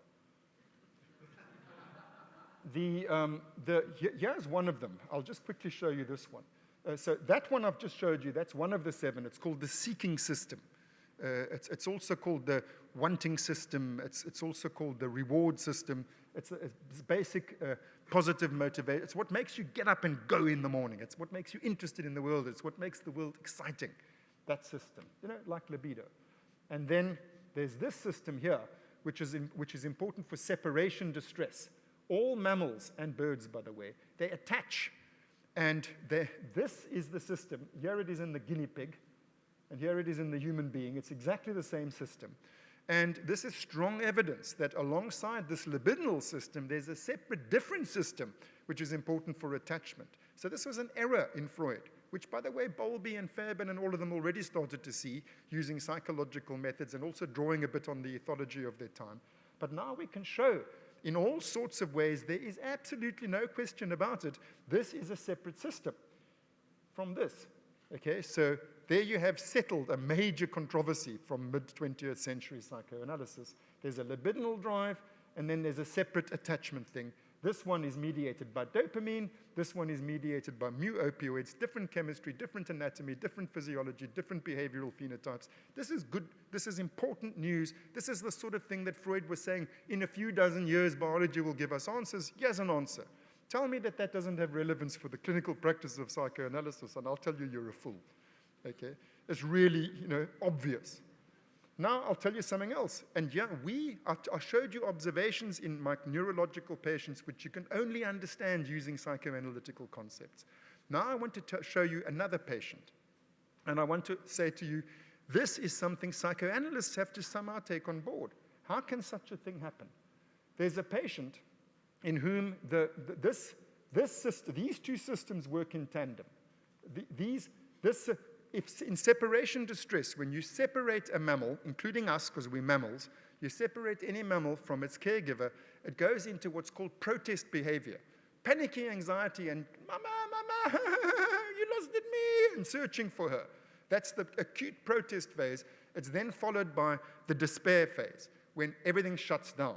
What shuts down? That shuts down. Okay? We know this. We can show it by all sorts of methods. That's what happens. You go from panicky protest to despair. And despair is everything I said about what makes you get up and go in the morning and what makes the world interesting. That gets shut down. And then you have what? It's called depression. It's the shutting down of the libidinal drive. And here we have a whole new way of understanding and looking at these things. And what is it that causes that? It's loss. Separation and loss. Hello? Remember what Freud said in Mourning and Melancholia. It's about loss. And here we have an entirely different and independent perspective coming to exactly the same conclusion, that depression The normal phenotype of depression is despair. The shutting down of this system causes the same thing as what Freud called melancholia. Now, here is the thing I want you to take on board. You can stimulate that system, that dopamine system, by putting an electrode into the brainstem, and it shuts down dopamine. And this is what was done in this study, actually by mistake. The patient was being treated for Parkinson's, and the electrode went into the wrong place. This woman is 65 years old. She's never had any psychiatric history in her life, never. And there on the operating table, as soon as they switch on the stimulator, this is what happens. The patient's face expressed profound sadness within 5 seconds. Although still alert, the patient leaned to the right, started to cry, and verbally communicated feelings of sadness, guilt, uselessness, and hopelessness, such as, "I'm falling down in my head. I no longer wish to live, to see anything, hear anything, feel anything." When asked why she was crying and if she felt pain, she responded, "No, I'm fed up with life. I've had enough. I don't want to live anymore. I'm disgusted with life. Everything's useless, always feeling worthless. I'm scared in this world." When asked why she was sad, she replied, "I'm tired. I want to hide in a corner. I'm crying over myself, of course. I'm hopeless. Why am I bothering you?" The depression disappeared less than 90 seconds after the stimulation was stopped. For the next 5 minutes, the patient was in a slightly hypomanic state, and she laughed and joked with the examiner, playfully pulling his tie. She recalled the entire episode. Stimulation at other sites in the subthalamic nucleus, which is where the electrode was meant to go, did not elicit this psychiatric response. And by the way, then the patient happily was willing to let the electrode be stimulated again in the dopamine system, shutting down dopamine, and she had exactly the same response a few times more. So here you see the whole syndrome of melancholia caused by stimulating of one little nucleus in the brainstem. Now I'm telling you, that, as I said, we see these phenomena in the patients I just described to you, and I said only psychoanalysis can help us to understand what's going on with those patients. But how does psychoanalysis take account of a thing like this? We have to somehow acknowledge this is depression. This patient has a profound, full-blown depression as a result of 5 seconds of stimulating one little brainstem nucleus. And that's proof of concept, about this system, what I was saying to you, the interaction between these two systems. Stimulation over there is what causes that, shutting down of that system causes this profound depression. I want to tell you, I've seen it with my own eyes, on the operating table, patients going like this into profound depressions and out of them again. And we have to find some way of accounting for that in psychoanalysis. So we've learned, I'm telling you about that to say that this attachment system, this separation loss system, it's a real thing. We can produce the most profound psychiatric effects by stimulating it. And we've discovered, as I said, that there are 7 different systems. I'm showing 4 of them there in addition to the ones that I've told you about. This is the seeking one. That's that separation distress one that I was just talking. No, here it is, that one I was just talking to you about now. But there are many others. There are 7 of them. On the basis of this, I have been driven to the conclusion that the thing that Freud was hoping would one day become possible, that we would discover new things about the instinctual circuitry of the human brain, that we have discovered it. And we have to take this on board, that we have a new instinct theory. We really have to bring this into psychoanalysis. When I tell my psychoanalytical colleagues that, they are appalled. They think I'm a heretic. They think I should be burnt at the stake. They think that neuropsychoanalysis should be obliterated off the face of the earth. And it's weird. I can't understand it. It's a massive advance. It's a massive leap forward for us. It fundamentally enhances and enriches our science in exactly the way that Freud predicted that it would. And so in recent years, we've been making these advances, which is why, as I told you, I'm running around the world trying to teach my psychoanalytic colleagues what the clinical implications are if you have 7 instincts. This is important news for understanding psychopathology, for understanding what's going on in our patients. I have a study group. In fact, I now have 3. But I started one 8 years ago in Cape Town. There's now also one in Tel Aviv and also one in Lima in Peru, which those 2 groups we meet by Skype, where we look at ordinary clinical material, case after case, saying how would we understand this patient differently if we take account of the fact that there are these 7 basic motivational systems at work in the human soul. And how does it make us conceptualize the pathology differently? And how does it make us, what would we do differently as a result of that? And on the basis of 8 years of work like this, I can tell you, my dear colleagues, it really has implications for our clinical work. To understand what the 7 basic motivations are that move the human heart, rather than 2, it gives you, when all you have is a hammer, everything looks like a nail. If you have 7 new tools, you start to see things that you didn't previously see were there, and it's a real advance for our understanding of psychodynamics, psychopathology, and for what we do in psychoanalytical treatments. But it gets worse.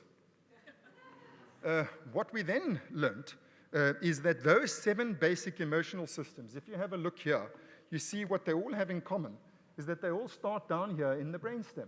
All of them.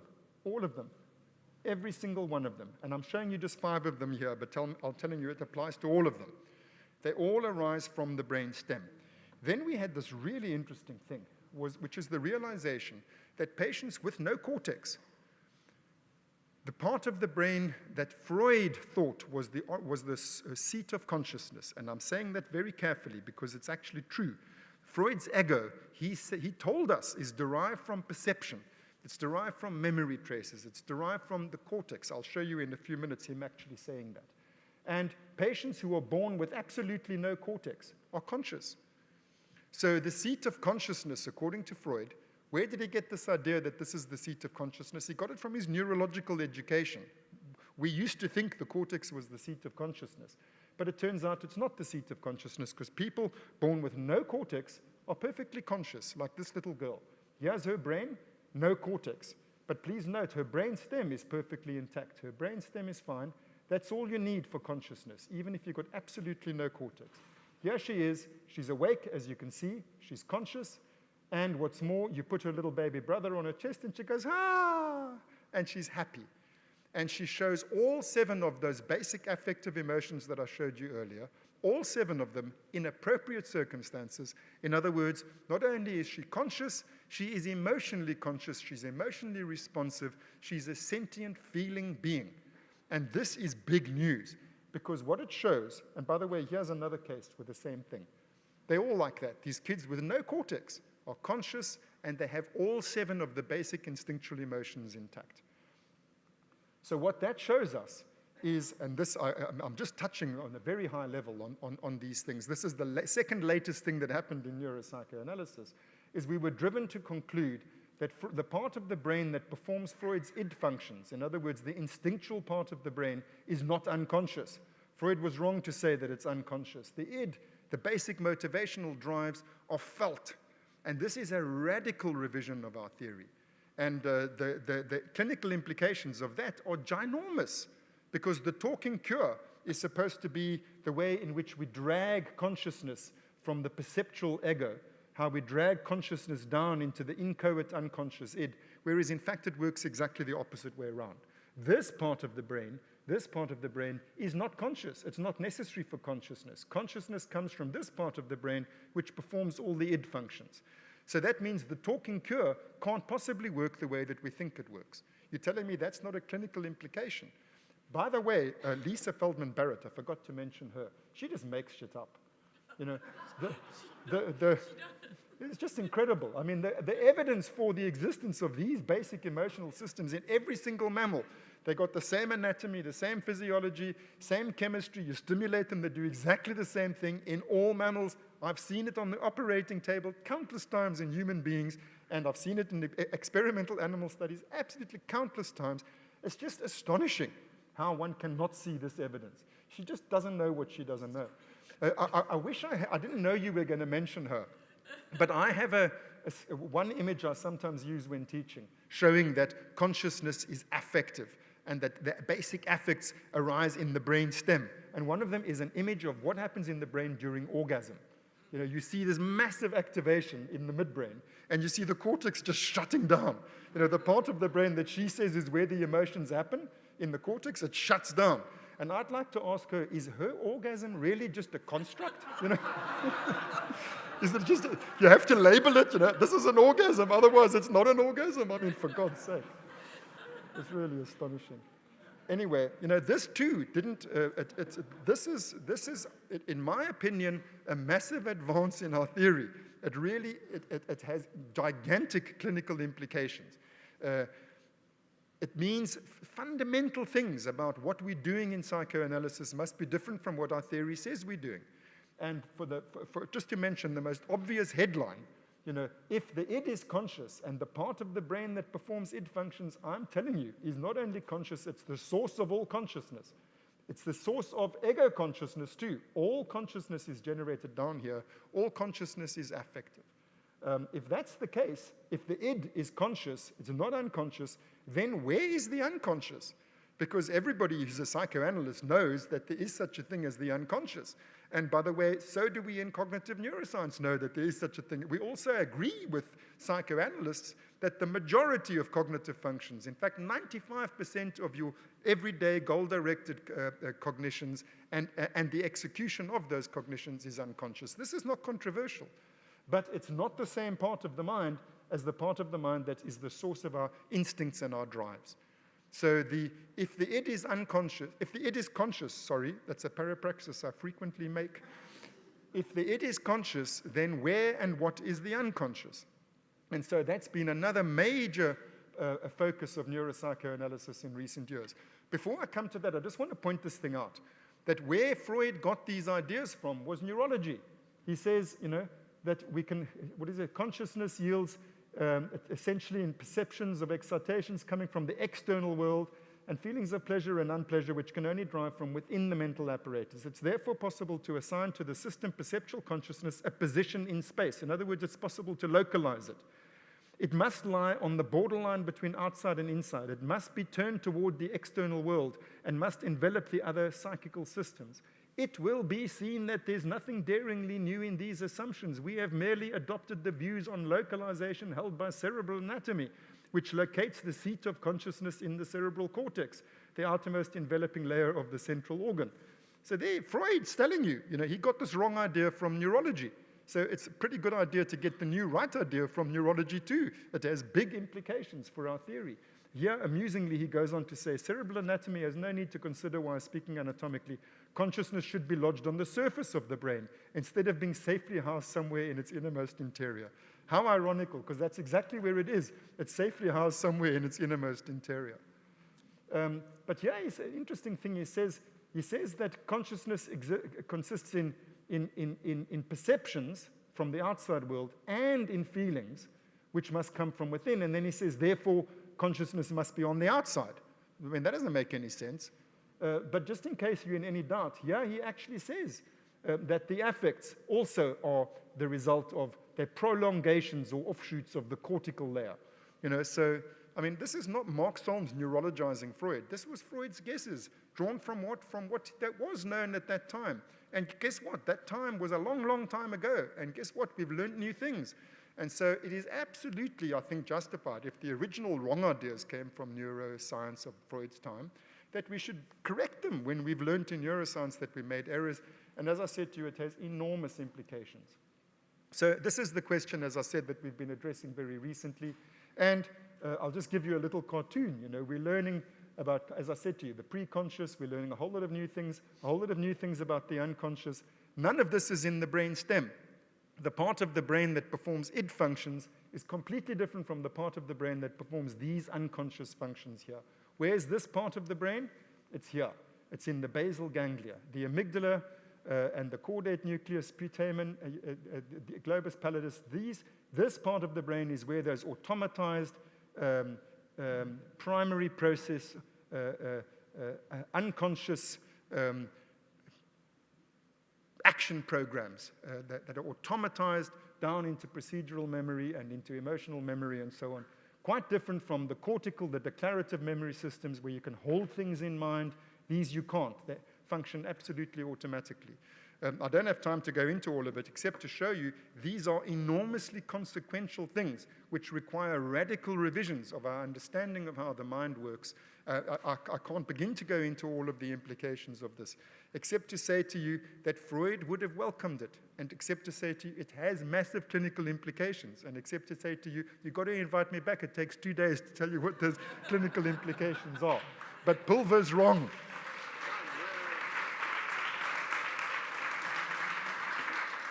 The very last thing that I want to tell you is this is the latest thing that's going on in neuropsychoanalysis now.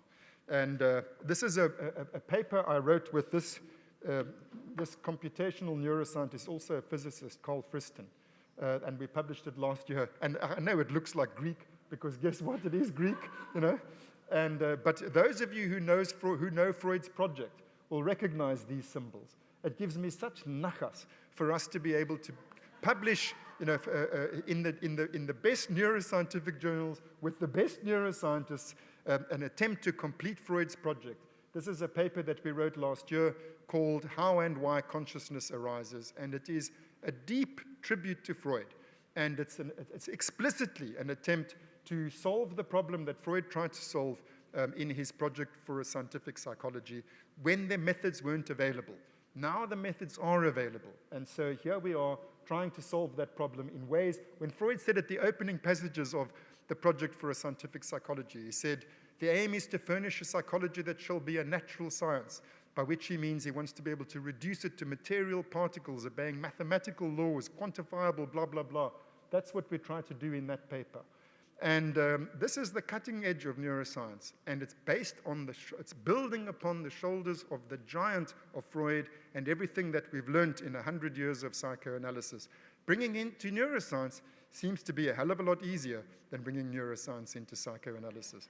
But I'm not going to give up. You watch this space. Thanks very much.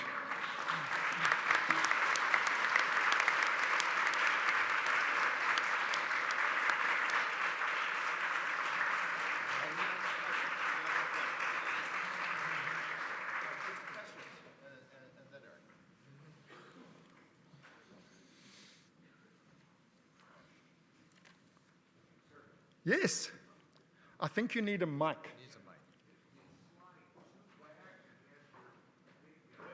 Just hang on a sec, because they're wanting to film it. This chap over here.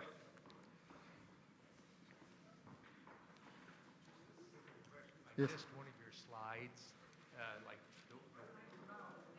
the one before that. He said he missed one of my slides, one before that. That one. Yes, thank you.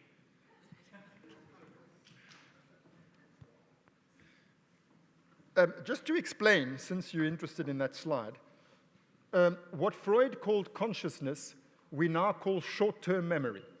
What Freud called the unconscious, we now call long-term memory. And long-term memory is divided into two types, declarative and non-declarative. The declarative part can be brought back into short-term memory.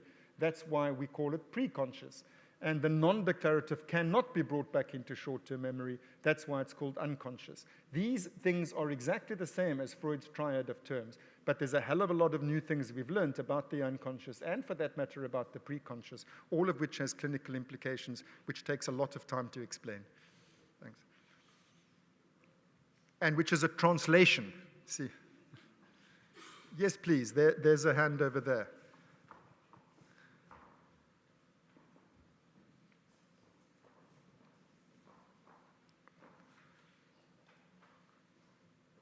I think that's Dr. Roth. Is it?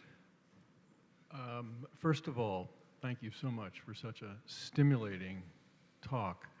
I would like to come back to, if I could, one of your clinical examples of the woman who did not want to admit that her arm didn't work. Yeah. And I was thinking about the example that you used when you described the internal sensation of self and the external sensation of self looking in a mirror. Mm. And I was wondering if you think that there would be a different outcome with her if she were to sit in front of a mirror and look at herself raising her hand. Okay. So the amazing thing is that my colleague, the neuropsychoanalyst, Katerina Fotopoulou, did exactly that study, and I'll tell you why she did it. It was that I said on the basis of the first clinical studies that we did of these patients, I said that, as I explained to you, They've regressed to narcissism because the ordinary cognitive representation, the realistic representation of how space works is lost because they literally lost the part of the brain where they've learned how space works. And so they regress to an emotional way of representing space. And I predicted that anosognosia will vary with the degree of spatial disorder. We showed that it does. By the way, prediction can be confirmed or disconfirmed. This is the wonders of experimental method, okay? So it was confirmed. Then what we said was that this whole theory of mind thing, that these patients' egocentricity and narcissism is because they don't see things from an objective point of view. They don't see it from the point of view of the other. They only see it from a concrete egocentric point of view. So we predicted that if we give models that we say to them, to describe it from your side and describe it what it'll look like from my side, they won't be able to do that, and that will vary with the severity of anosognosia, and it did. So then Katerina Fatopoulou said exactly what you just said. She said, well, in that case, if we show them a mirror of themselves where they see the objective picture of themselves, they will then, the deficit will be gone, the cognitive deficit, and therefore the psychodynamic basis for being able to regress to narcissism will be gone, so the symptom should disappear. Guess what? It does. It disappears. While you're showing them themselves in the mirror, they say, yeah, of course, I'm paralyzed. And then the interesting, fascinating thing is you take the mirror away and they're back again. And they deny that they just saw what they saw. And they remember everything about the whole episode except the part where they actually see that they're paralyzed. And there was one study, in fact, this was not by Katerina, but by Ramachandran, where the patient even said, I've been paralyzed for 8 days, which was correct, while she was seeing the thing. And then when it's taken away again, then she says, I haven't been paralyzed. So that showed that unconsciously, she had been laying down the fact. For 8 days, she's been like this. It's not that she just discovered it now for the first time. So they're really important. And I say again, the neuropsychological and neurological journals, they're interested in evidence. So we published all of these papers on confabulation, on anosognosia in the best mainstream journals, and they're ready to learn new things about how the brain works. I just really hope that we can do the same trick. Sorry, that was a little political speech. I wonder if you can comment on the implications of your work for brain lateralization and asymmetry. And there are some authors like Shore that have in the past associated the right brain more with the unconscious, and there's different modes of processing information, and just wondering if that fits into the market. So there are, as you all know, reliable functional asymmetries between left and right cerebral hemispheres. And traditionally, and this is a slight oversimplification, of course, but traditionally we speak of the left hemisphere as being dominant for language functions or symbolic functions in general, and the right hemisphere for spatial functions and more concrete functions in general. And Shaw, and he wasn't the first one, there have been several psychoanalysts who have speculated that the right hemisphere is the substratum of the thing presentations of the primary process, the unconscious cognitive functions, and the left hemisphere for word presentations, for preconscious secondary process functions. And the value of neuropsychoanalysis is not an armchair exercise. We make predictions and we test them. And so on the basis of the empirical work we've done on this question, I don't agree with Shaw. I mean, I have the greatest respect for Alan Shaw. If you read my review of his book, it was a very positive review. But that doesn't mean he's right about everything.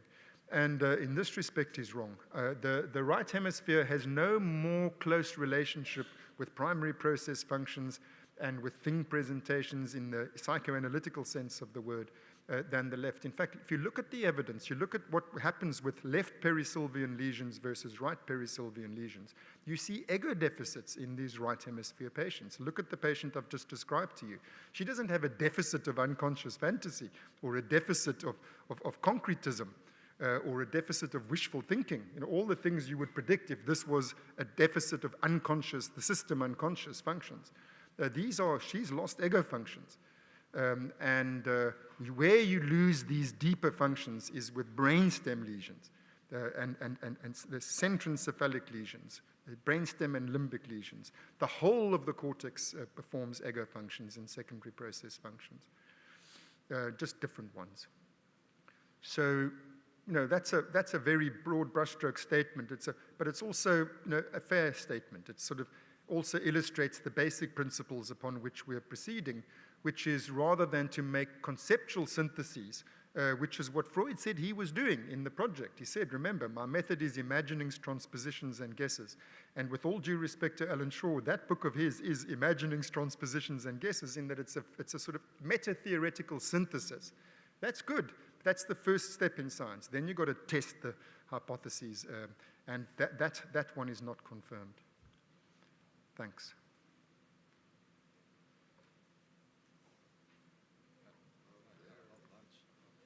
Hi.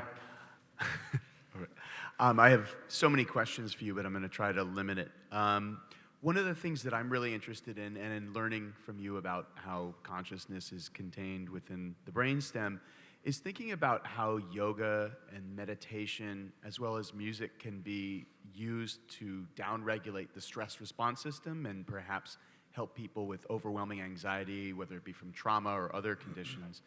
And I'm wondering about what you think the implications are of using those things, which do address kind of elevated stress response states. I'll just chuck it in there too. I'm trying to parse out what addiction is, and that's a complicated question, but thinking also about trauma versus other pathways. But really, I'm asking about this in relation to what you were saying about the brainstem and Right. neuropsychoanalysis. Right. So I'll answer your second question first, and point out that these two systems here are the two big-ticket item systems in addiction. Panksepp calls it the seeking system, Berridge calls it the wanting system. It's an all-purpose desire system. It's a sort of curiosity, interest, expectancy system, and it's great to activate this system. Feels wonderful. And how do you activate it? Well, chemically, you activate it beautifully with cocaine or with amphetamines. These are dopamine agonists, and they create this kind of sexy, optimistic, enthusiastic, interactive, whoop, whoop, whoop sort of feeling, okay? And it is highly addictive. It's a craving system in the brain. But it's not the same as this system, which is also highly addictive.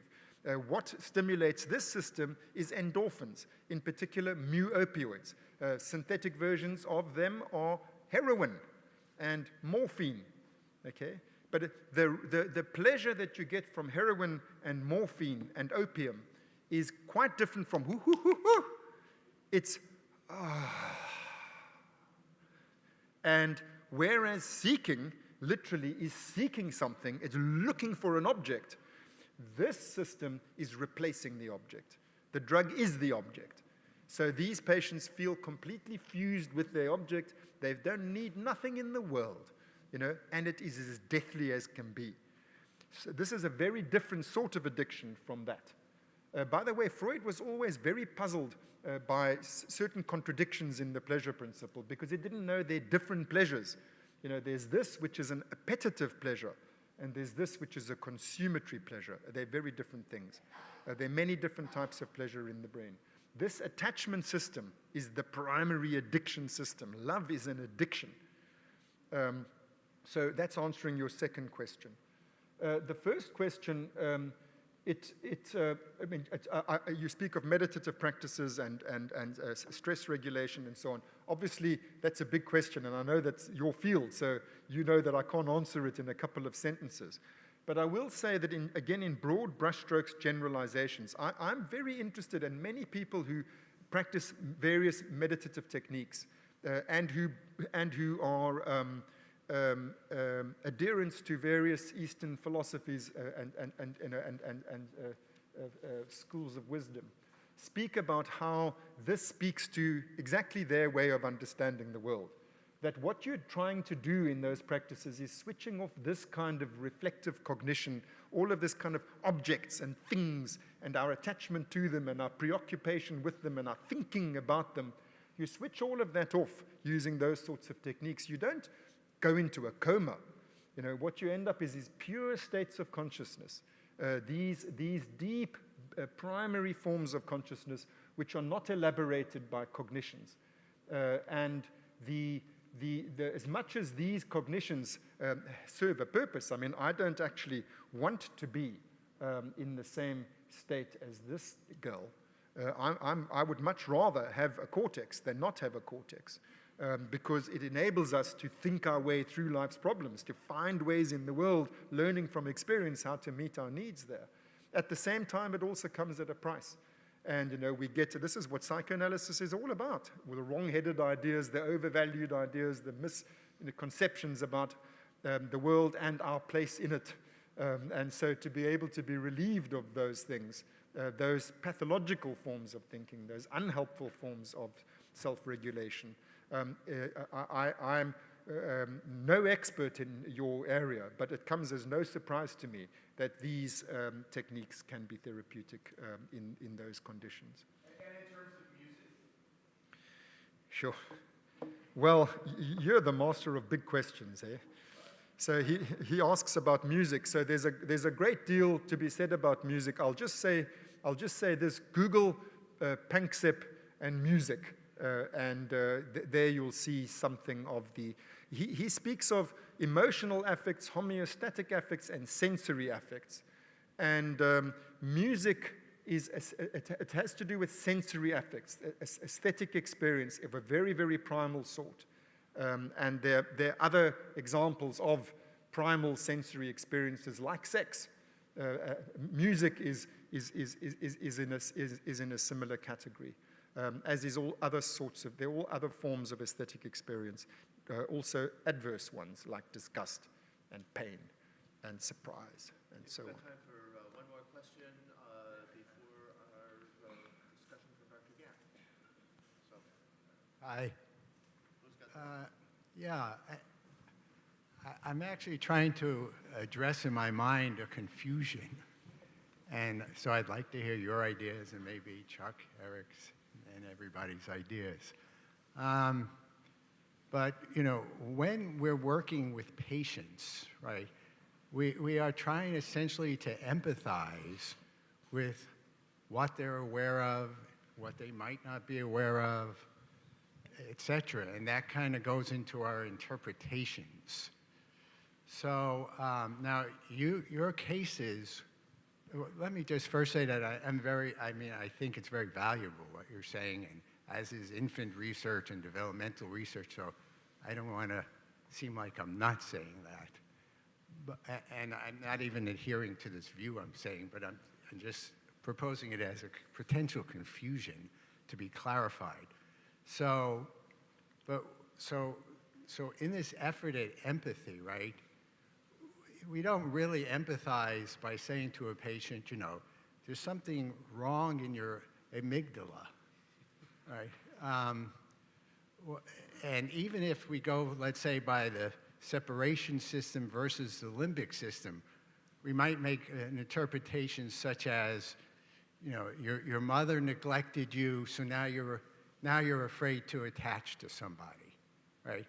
So I could see one questioning, therefore, whether you can potentially go down too biological of a path and lose in that thinking, the empathic path. So I'd like to hear your thoughts on that. Thank you. It's really I'm sorry to say, the best answer to your question, which is not the only answer, but the best one, is it requires 2 days for me to speak about the clinical implications of what I'm talking about. I really can't begin to do justice to the complexities of the issues that are obviously at stake here. I will now give you some broad brushstroke statements, but I need to preface it by telling you it's not possible to answer a question like that in just a few sentences. That's why it takes me 2 days. But that said, I'll say 2 other things. The first is just to tell you what to read, okay, because then I don't have to say it to you. There's a paper by myself in 2013. The title is The Conscious Id, and it's in the journal Neuropsychoanalysis. Solms 2013, The Conscious Id, Neuropsychoanalysis. Then there's a paper in the New York Academy, the Annals of the New York Academy of Sciences. 2018, Annals of the New York Academy of Sciences, 2018, Solms, and the title is, "What is the Unconscious and Where is it Located in the Brain?" If you read those two papers, you will have the beginnings of an answer to your question with all the information that I need to attach to the answer. You know, I just can't give it to you in a few sentences. Two more things I'm going to say. The one is this. You are not alone in having the misconception that somehow neuropsychoanalysis is a basis for an educative technique that we teach our patients. You know, the teaching of our patients is no less a bad technique on the basis of what we've learned in neuropsychoanalysis than it always was. Teaching our patients gets us nowhere. If it was possible to just explain things to our patients and then they say, "Oh, thanks, doctor, for explaining to me. Gosh, I feel so much better," you know, then life would be easy. So that's not the technique that I'm advocating any more than anyone else is advocating it. In order to be able to explain what the technique is that I am advocating, that's the bit that takes 2 days. But the starting points of it are the following, and this is the summing up, okay? But please don't forget it's a massive oversimplification. I can't do justice to it. But our patients suffer mainly from feelings. That's my starting point. They don't come to us saying, "Oh, doctor, there's something I'm unconscious of. Will you please tell me what it is?" Rather, they say, "I'm feeling this thing. Will you please take it away already?" Okay, it's something all too conscious, and it's felt. And this is what Freud conceptualized as id, except it's not unconscious. Our patients suffer from feelings. Feelings mean something. They represent needs. Unfulfilled needs. That's what feelings are. We have bodily needs. We also have emotional needs. That's what those 7 instinctual systems are. That's why it's important to know that there's 7 of them. So you know what the basic needs are of every human heart. The task of mental development is learning how to meet your needs in the world. And emotional needs are hard to learn how to meet. For example, I mentioned one of them. We need to keep our caregivers close to us. It's hard to make your caregiver stay close to you. You have to learn every trick in the book to make her stay close to you because she's got other things on her mind, you know. And so you can love people, doesn't mean they'll love you back.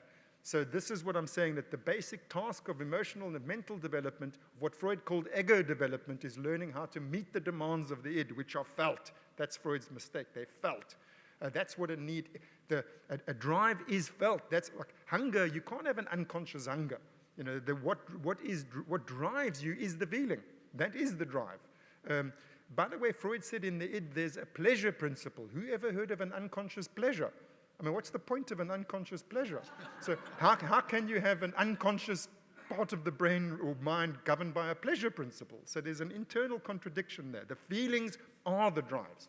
Our patients suffer from those feelings which represent needs that they have not been able to learn how to meet in the world. Now, they do nothing. They don't just do nothing. They don't lie there and die. They come up with bad ideas about how to meet their needs in the world. And they automatize those ideas. They go down into those non-declarative memory systems where they function automatically, and the patient's got nothing more to do with it. That's the unconscious, which is different from where the needs come from. It's ways of satisfying those needs. And the technique of psychoanalysis is to help our patients to find new ways of meeting their needs in the world, not by educating them, but rather through a complicated thing that it takes me 2 days to explain to you. But it involves transference. The importance of transference is that not to reconstruct the past and then somehow magically you change it. The aim of what we call transference in psychoanalysis is merely the repetition, what patients do over and over again, without being aware of it, which is what is the thing that they're doing? It's the thing that they're doing which is meant to satisfy that need. And the patient can't can't remember it. It's just not possible. Non-declarative memories are non-declarative. That means they cannot be declared. It's the same as what Freud meant by unconscious. It's not pre-conscious. You can't bring it back to mind. All you can do is enact it. That's what our patients do repetitively. And we can show now in behavioral neuroscientific terms what's going on in the brain, why the patient can't think it. What they can problematize is what they're doing here and now. That's what transference is. That they can think about. They can think about, why am I doing this? If you draw it to their attention. You show them this thing that you're doing over and over again. This is why you're doing it. It's meant to meet this need. Can you see it's not working? That's called transference. Then transference interpretation. Then the patient has the opportunity of reconsolidating it. And it has to be done over and over again because procedural memories are hard to learn and hard to forget. This is why we need frequent sessions. This is why we need to take time. Freud called it working through. So all of these basic sort of things can find a new arrangement which actually fits with what we really do and what really works, so we can think more clearly about how our therapy succeeds. What is therapeutic, what is not therapeutic, what is wasteful, what is smoke and mirrors, what is actually effective, and all of these things that we're studying. And at the same time, we're bringing what we do out of some kind of church into the language of science, where we speak the same language as everyone else and use the same methods as everyone else and make explicable to them why we do what we do and do it better at the same time. That's the best I can do to answer that question. Super Ego's on the line. Yes, Thanks very let's much. schedule your return. That was wonderful. I want to hear what Eric will tell us and give you a moment to respond to Eric, and then perhaps we'll go a little bit past 4 o'clock. Wait, hold on just 1 minute.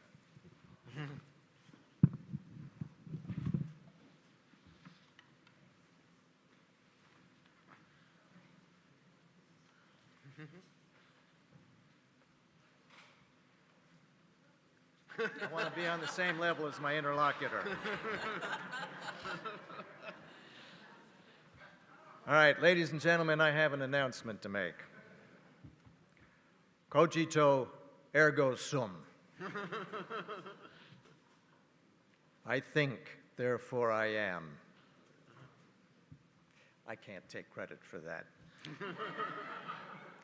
You all know those are the words translated, probably fairly accurately, of René Descartes in the mid-17th century.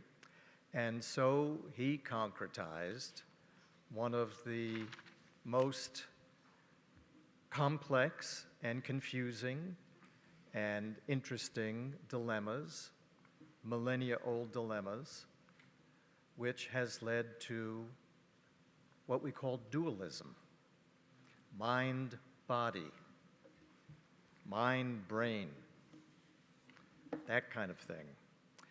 And he may not realize it, that is, Mark may not realize it, but he has in his presentation, which seems to have been focused on introducing you to research about the brain and how that might have an impact on psychological work. But he has introduced a discussion for us which has many different levels and dimensions, which to me are fascinating because I came into this through philosophy. And so the issues of ontology and epistemology and subjectivity and objectivity and theory and experience are very much what we could get into. But what I'd like to do briefly, I will not take 2 days, I promise, is I'd like to try and come at the discussion that Mark has given us from the point of view of a psychoanalyst and try to see if I can get us in the consulting room with the kinds of patients that most of us see and make a few general comments that I hope will reassure Mark that he may be actually going in the right direction. I'd like to start, if you'll forgive me, by reading something to you that has a bearing on what I'd like to do in terms of just speaking about how we orient ourselves in our thinking. And maybe this does speak a little bit to the last question that was asked. Quote, "We have often heard it maintained that sciences should be built up on clear and sharply defined basic concepts. In actual fact, no science, not even the most exact, begins with such definitions. The true beginning of scientific activity consists rather in describing phenomena and then in proceeding to group, classify, and correlate them. Even at the stage of description, that is, of observation, it is not possible to avoid applying certain abstract ideas to the material in hand, ideas derived from somewhere or other, but certainly not from the new observations alone. Such ideas, which will later become the basic concepts of the science, are still more indispensable as the material is further worked over. They must at first necessarily possess some degree of indefiniteness. There can be no question of any clear delimitation of their content. So long as they remain in this condition, we come to an understanding about their meaning by making repeated references to the material of observation from which they appear to have been derived, but upon which, in fact, they have been imposed. Thus, strictly speaking, they are in the nature of conventions, although everything depends on their not being arbitrarily chosen, but determined by their having significant relations to the empirical material, relations that we seem to sense before we can clearly recognize and demonstrate them. It's only after more thorough investigation of the field of observation that we're able to formulate its basic scientific concepts with increased precision and progressively so to modify them that they become serviceable and consistent over a wide area. Then, indeed, the time may have come to confine them in definitions. The advance of knowledge, however, does not tolerate any rigidity, even in definitions. Physics furnishes an excellent illustration of the way in which even, quote, basic concepts that have been established in the form of definitions are constantly being altered in their content. Now, I'm sure many of you recognize that these are the opening paragraphs of Freud's famous paper that has been incorrectly translated in the past as Instincts and Their Vicissitudes, now to be retranslated, I hope, as Drives and Their Vicissitudes.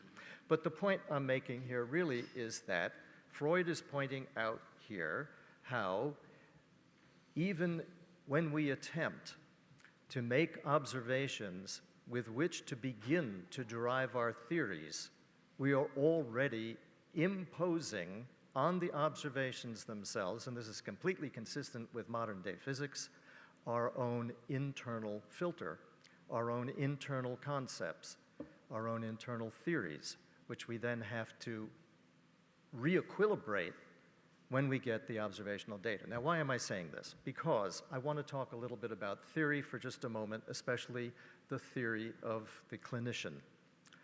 First, it's got to be obvious that we cannot operate in the world at all unless we have a theory of how the world works. You can't get across the street unless you have, from memory, a set of theories about what happens when there are vehicles in the street and how you cannot cross until they are gone or give you the right of way.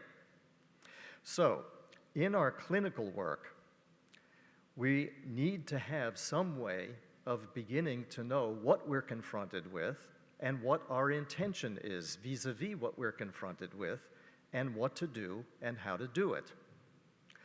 I'd like to say as a footnote here, for those of you that are Beyond fans, that the idea of entering into a session with no memory or desire, to me, is absolutely preposterous. Because even if you suspend conscious memory and conscious desire, there ain't no way that you're going in there without a brain and a mind that are operating with memories and desires, unless you're dead. So, I'd like to say something about the theories, and I'm just going to be expanding here on comments that Chuck made in the beginning and that Mark also has elaborated on in a certain way. Basically, it's this. We all have a theory of mind and a theory, more or less, of pathology and a theory of cure processes. And most of us align ourselves with one theory or another that is more or less coherent, more or less rational, based upon what we have studied, what we've read, what we've been taught, how we've been supervised, and what we come to do with this more or less rational conscious theory. This sits on top of a set of theories that are much more irrational, mostly unconscious, actually eventually completely unconscious, that are mostly based upon our own personal dynamics and our own character structure. This is not new thinking. I think this has been discussed quite a bit. What's really interesting is that some of us have had experience with a big research project coming out of the International Psychoanalytic Association that's associated with the overall rubric of the working party groups. And some of us who are here today have taken part in one of the particular projects called the Comparative Clinical Methods. What we do in these studies is we have a group which is following a specific set of instructions, mostly articulated by David Tuckett in London, in which we study 2 or 3 hours presented by an experienced analyst, and we categorize every single intervention by the analyst according to 6 categories. And I'm not going to describe that to you now, just to say that the outcome of looking very carefully at what analysts actually do, and by the way, analyst, analytic therapist, it doesn't matter, is that one finds the desire, the goal of this research is to compare the stated theories of the analyst with the theory that emerges from what they actually do and how they're actually operating with the patient moment to moment by virtue of studying their interventions. What's fascinating, of course, is something that you all know, which is that what we actually do does not exactly correspond to what we think we're doing or what we even think we should be doing. That's interesting. So, what I'm getting at is that there are many implicit factors in how we assess and the technique that we're using, and there are explicit factors. So here's the question for the day from this perspective. How can neuroscience and its knowledge of the brain function to bring to psychoanalysis knowledge about how we make our assessments and how we conduct our treatment processes? Now, Mark has suggested some in very broad strokes. Let me take up this question by going back to the famous Pulver article for just a minute, just expanding a little bit on what Chuck had mentioned to you before. Pulver published this paper on the astonishing clinical irrelevance of neuroscience in the Journal of the American Psychoanalytic Association, JAPA, 2003, and it was based on his plenary address at the American Psychoanalytic Association in the year before that. Pulver's main point in this paper was that he felt that our actual clinical technique, at least as of then, in the way that we operate with the patient in the clinical moment, is unaffected by neuroscience developments, at least at that point. So that's what, 16, 17 years ago. But his thinking was that the way that we work, the way that we intervene, how we conceptualize in whatever your favorite mode is, whether it's resistance, transference, countertransference, matrix, intersubjectivity, whatever, is not going to be altered by what we learn about the mind. And indeed, later in the paper, he says, as Chuck pointed out to you, that he feels that neuroscience is going to make major contributions to the theory of mind and to our understanding about how the mind works. Now, the question that, the point that Mark made was, how could that not affect how we work with patients? Let me give you an example of how I think that has some real substance. For instance, when I was a psychiatric resident back in the 1970s, I was working with patients for the first time. I was seeing patients face to face.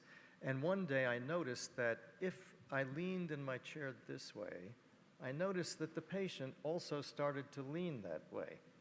And I got interested in that. So I started doing a little quiet experiment to myself. I started leaning the other way, and I saw the patient go that way. And then I started leaning and saw the patient go. I thought this was fascinating, but I had no way of understanding what exactly was going on, but I thought it was interesting.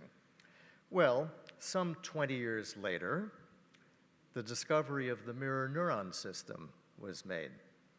Now, I'm sure you all are pretty much acquainted with this. Let me just remind you, the mirror neuron system is activated when we observe goal-oriented behavior in another person.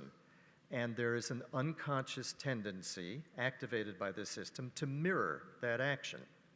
It's also activated when we observe behavior in another, and we think about performing that behavior. So what we have is unconscious empathic perception is such that even if we watch another person being tickled, for instance, we may get a feeling of being tickled ourselves. This is the mirror neuron system.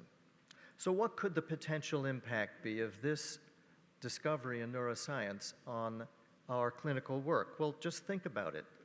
The theoretical implication is what's the impact on our thinking about interpretive theories or theories that are more relational in terms of how we orient ourselves in our clinical work theoretically. Or let's consider possibly the idea of using an interpretive technique strategy versus a more interactive or empathic or intersubjective technique. How about its impact on the idea of the use of the couch, for instance? If we do that in consideration of this bidirectional unconscious intersubjective exchange modality, which is arising from the mirror neuron system, we might be led to this kind of a consideration. What if we have a patient who comes from a background of relative emotional deprivation? We might think not of putting such a patient on the couch. It might be more important for us to consider working with that patient face to face, not to isolate them on the couch, or to risk that possible sense of isolation, as opposed to a patient who comes to us with a background of overstimulation and overexcitement.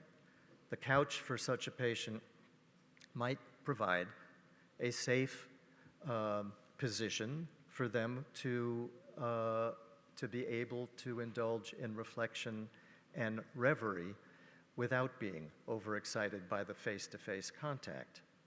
Therefore, we might be in a situation where clinical decisions might already be advanced by certain neuroscience advances.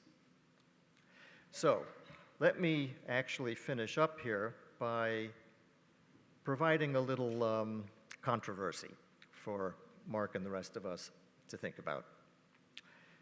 I would say that the basic tenet of psychoanalysis, if it's nothing else, is the idea of making conscious the unconscious, of seeking to interpret however you feel we arrive at it, whether by construction or intersubjective construction or by the analyst's understanding through the patient's free associations, to make unconscious fantasies interpretable in order to bring them into consciousness. This is, I think, one of the basic tenets of psychoanalytic thinking about the source of our clinical therapeutic action.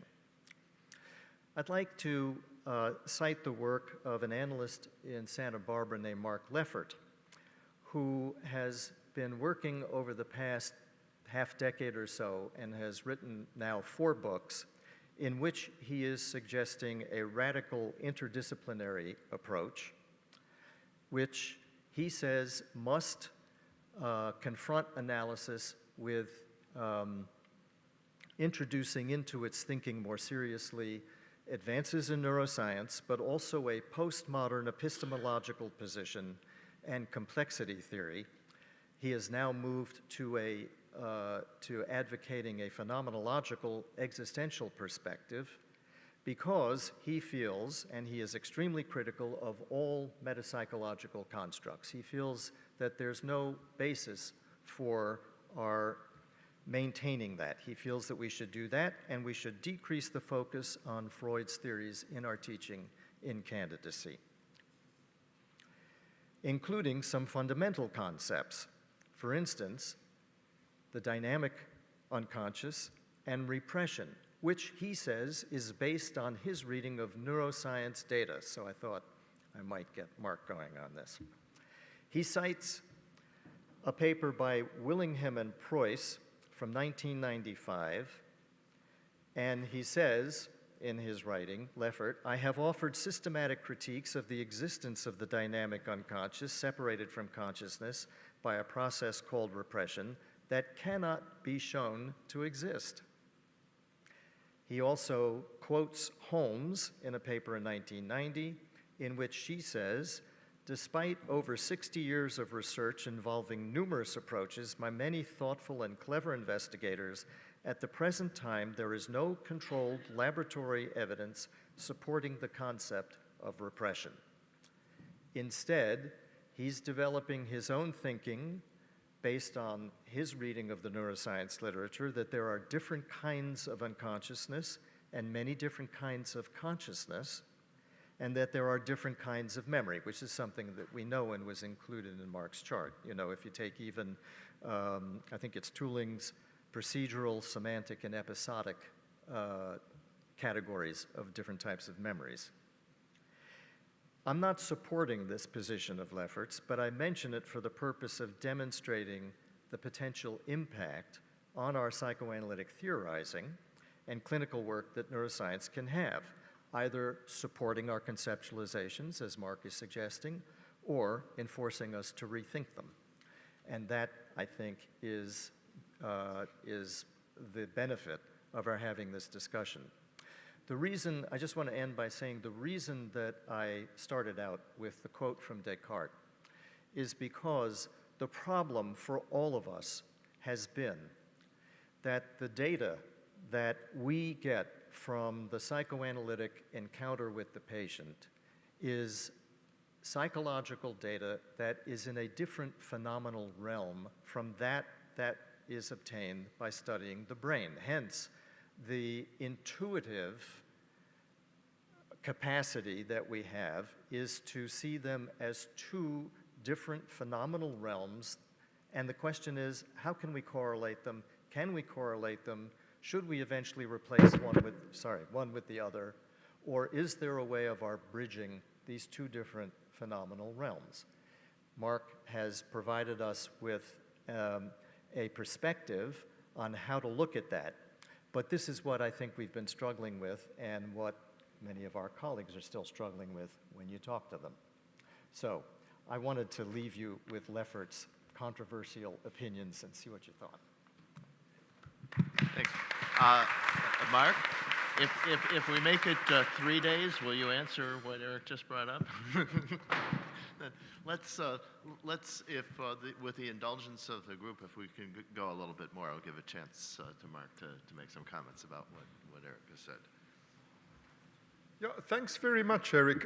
And I really will. I mean, I know people have plans, and it's not fair to keep you, much longer than you thought you would. So I'll keep my remarks as brief as I can. There's so many things in what you say. The one thing is about without memory and desire. I think we mustn't caricature Bion's position there. He bases that on something that Freud said in his technique papers. And I think that there's a sort of a misunderstanding about those technique papers. It's sort of like a series of recommendations as to what you must not do, rather than what you must do. And one of the things that Freud says you must not do is try too hard. You mustn't try to work out the problem of your patient. And not only must you not try too hard in the sense of too actively trying to solve the problem, but also you mustn't need to cure the patient you mustn't need too much to help. And when he said that, I think many people misunderstood, literally misunderstood it and thought that this means, that we must just sit back and say, whatever comes, I don't have any memory and desire here. Whereas what Freud was saying, I think, is predicated, why he doesn't say what you must do is because it goes without saying, that you're a clinician who's being paid to help somebody in distress and you're trying to help them. This you don't need to teach anyone. It's that much we know. Then Freud says, however, there's this paradoxical thing when it comes to psychopathology, that if you try too hard, it helps the patient less. Therefore, in your desire to help the patient, which goes without saying, that's the ethical principle upon which we're there, what the whole point of it is. In order to help your patient more, don't try too hard to help them. So that's not without desire. It's without, as you say, it's without a certain kind of desire and a certain kind of memory which is not helpful. And I think that Bion of course, Bion was bloody genius. Bion knows that. It's that what you've learnt, you automatize. It's in the back of your mind. It's evenly suspended attention and so on. It's not trying too hard, not sitting on the edge of your seat, not trying to apply your theory and impose your theory and solve the problem. But I say unashamedly that I'm trying to help my patients. And the reason why I think it's important that we take on board in psychoanalysis what we've learned in neuropsychoanalysis and in neuroscience is because it's important for helping our patients. Because if we advance our theory, it changes what we do. And I mentioned that I have a study group, one of them going for 8 years, the other 2 for slightly less. So the sole purpose of those groups is to ask that question. If just one aspect of our theory, if we recognize that there are 7 basic emotional needs, what they call instinctual needs in the human brain, does that make us understand the patient differently? And on the basis of years of work, looking at hundreds of cases, we've come to the conclusion, yes, it does. It makes us see things we would otherwise not have seen, which make us make different sorts of interventions than we would otherwise have made, and this is important. So it's on that basis that I disagree with Pulver. It's not an article of faith. It's something I've learned, and I'm speaking just about one aspect of the advance in our theory, which is the recognition that there are these 7 basic emotional needs that every human being is burdened with, and none of us can escape. All of us have to meet those needs in the world, and it's hard. It makes a difference to understand that. It makes us see things we otherwise wouldn't have seen. I'm telling you that empirically. Now, I agree with what Eric says when he says that much of what we do in our clinical work we do unconsciously, and much of what we do in our clinical work is different from what we think we're doing. That we can demonstrate in all sorts of ways. You make the interesting observation about mirror neurons, which finds a way into other phenomena. It can also be identificatory processes. It's not only mirroring processes. My analyst, who I loved as much as you loved yours, elderly gentleman who had a war injury and he limped. And after I had 9 years, 5 times a week with him. And sometime in this process, I came home and my wife said to me, "Why are you limping?" And I had absolutely, unconsciously, automatically internalized this limp of this guy because I kind of wanted to be like him or wanted to have him close to me or something like that. Absolutely automatically happened. There was no interpretation of this, no talking about his limp ever. I mean, until my wife pointed out I was now limping. And, there's all sorts of experimental evidence for it. This sort of thing. There's the famous experiment where the undergraduate students are told, and the professor doesn't know, but the students are told whenever the professor goes to the right side of the lecture theatre, you must all shuffle in your seats. And when she goes to the left side of the theatre, you sit quietly. And of course, she ends up giving all of her lectures from the left side of the theatre, not knowing she's been conditioned to do that, by her students. And that's the same sort of process, that we learn what works and what doesn't work without knowing we're learning what works and what doesn't work. We've got a confabulation, if I may refer back to my earlier case, some bullshit story that we tell ourselves about what we're doing and why we're doing it, and then there's the unconscious reasons of why we're really doing it. But that's not a good basis for technique. It's a bad idea to have a theory about what you're doing which is different from what you're actually doing. I'll tell you, the same experimental literature that tells us about the conditioning of the professor, that same literature also tells us about predictive coding and how cause and effect relations are coded in the brain. There's a pigeon going around in a circle and you give it some corn. and then it gets the wrong-headed idea. It was random that it happened to be going round in a circle when you gave it the corn. Now it thinks, I've got to go round in circles, otherwise I don't get corn. And so it keeps going round in circles. It keeps getting corn. It just doesn't know there's no relationship between it's going round in circles and it's getting the corn. It's going to get the corn anyway. And I think many of the rituals that we have internalized into our practices, are that kind of bullshit story that we've learned, you've got to do this thing and you've got to do that thing. There's absolutely no evidence that it does anything. And so the point of having a declarative memory in the first place, I mean, we didn't evolve declarative memory for nothing. Otherwise, everything would just happen unconsciously and automatically. Why do we have declarative memory? It's because it's good to be able to consciously problematize things and think your way through them. And so this is what we should do on the basis of scientific evidence. We should say, well, what is it that really works? And why does that work and not the thing that we thought? I wrote a paper in the British Journal of Psychiatry in 2018 called The Scientific Standing of Psychoanalysis. And somebody spoke to me about it at lunchtime. And there I cited research of Blaggers and Hilsenroth, which showed that there are 7 things which predict therapeutic outcome in psychotherapy. And whether you think you're doing psychoanalytical psychotherapy or you think you're doing cognitive behavioral therapy, those same 7 things predict the outcome. And this is empirical study demonstrating that these things predict outcome. Nothing to do with your stated theory. And I think if you have a theory which is at odds with what really works, including all of these rituals that we learn which do nothing, then it's positively counterproductive. And going back to my admission that basically what I'm trying to do is to help my patients, I want to be able to problematize what I'm doing, think about it, know what I'm doing, and try to make it square with the evidence as to what really works and what doesn't work.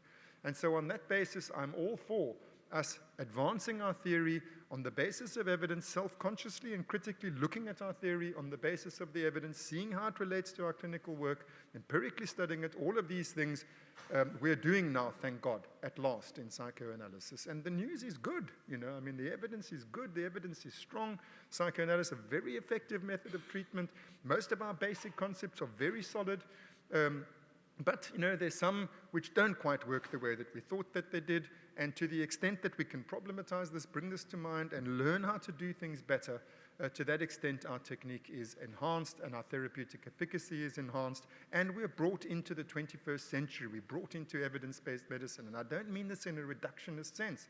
I mean, we really can't be a cult.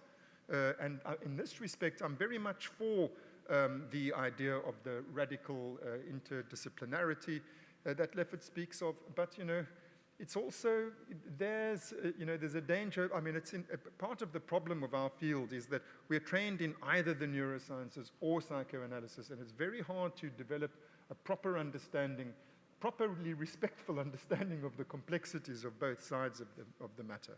So I'll just say a very few things about that, and then I'll stop. The easiest thing to say about it is just Google Nikolai Axmacher, A-X-M-A-C-H-E-R, A-X,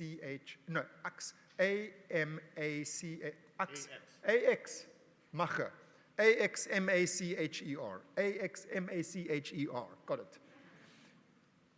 Google him and the word repression. Then Google Michael Anderson, that's easier to say, Anderson, repression. And there you will find 2 large bodies of literature, neuroscientific empirical literature on repression.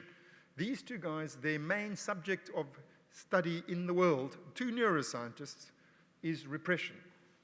And you'll see all the evidence for the fact that repression exists. I mean, as if we didn't know. And what new things we've learned about what the underlying mechanisms are. I don't mean it's a done deal, it's a developing field, but it's really not true that there's no evidence. It's absolutely not true that there's no evidence for the existence of repression. However, I do think that the mechanisms underpinning what Freud called repression are multifarious. There are multiple different things covered by this broad basket category term of repression. And that has everything to do with what I showed about the multiple memory systems. There are multiple unconscious memory systems. It's a much more complicated story than we thought. And that has implications for what we do. That's exactly what I'm saying. So I don't think that we must throw away metapsychology. I think we must get a better metapsychology. I think it is absolutely impossible to have a psychoanalysis without a metapsychology, remembering that what the word means is nothing other than explanations for what we see.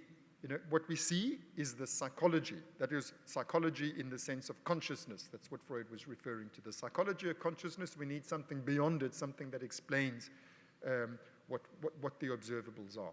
You can't have a psychoanalysis without something that explains what the observables are. That's what metapsychology is. I think that we make a big mistake, and it's been made for decades now.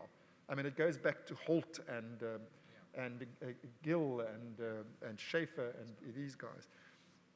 To say we're rejecting Freud's metapsychology is not to be conflated with we're rejecting metapsychology in general. Of course, Freud would be delighted to hear that we had rejected, as you in that quotation you made about basic concepts. That's how Freud saw it. Freud didn't want to be God. You know, Freud didn't want to be Moses or, you know, bringing down these tablets. You know, he wanted to have a science where you're constantly, on the basis of new evidence, updating and evolving and correcting, elaborating your concepts. And so what we want is a better metapsychology. And that metapsychology must become our common currency, something which can help us to integrate not only our different schools of psychoanalysis, but help us to integrate, not to turn into one thing, but to understand better what is the difference between psychoanalysis and CBT and this type of psycho and that type of, by having a common language, a common scientific language where we all know what we're talking about. We can all see all of these treatments work in different ways with different kinds of patients. You know, it's not a matter of football teams that we support. You know, I'm a fan of this approach and I'm a fan of that approach. There's no way to conduct, it's not even ethical to conduct a clinical science in that way. So I think that that's what we, the metapsychology of the future will not be something that is our own little secret pearls of wisdom that you know you have to be inducted into in some sort of cult. It's open knowledge, knowledge that's tested in the empirical field, translations of our terms and concepts into language that everyone can understand. We have nothing to hide, we have everything to gain, we have a lot to be proud of, we have a lot to offer, and we have a fucking lot to learn. Thanks very much.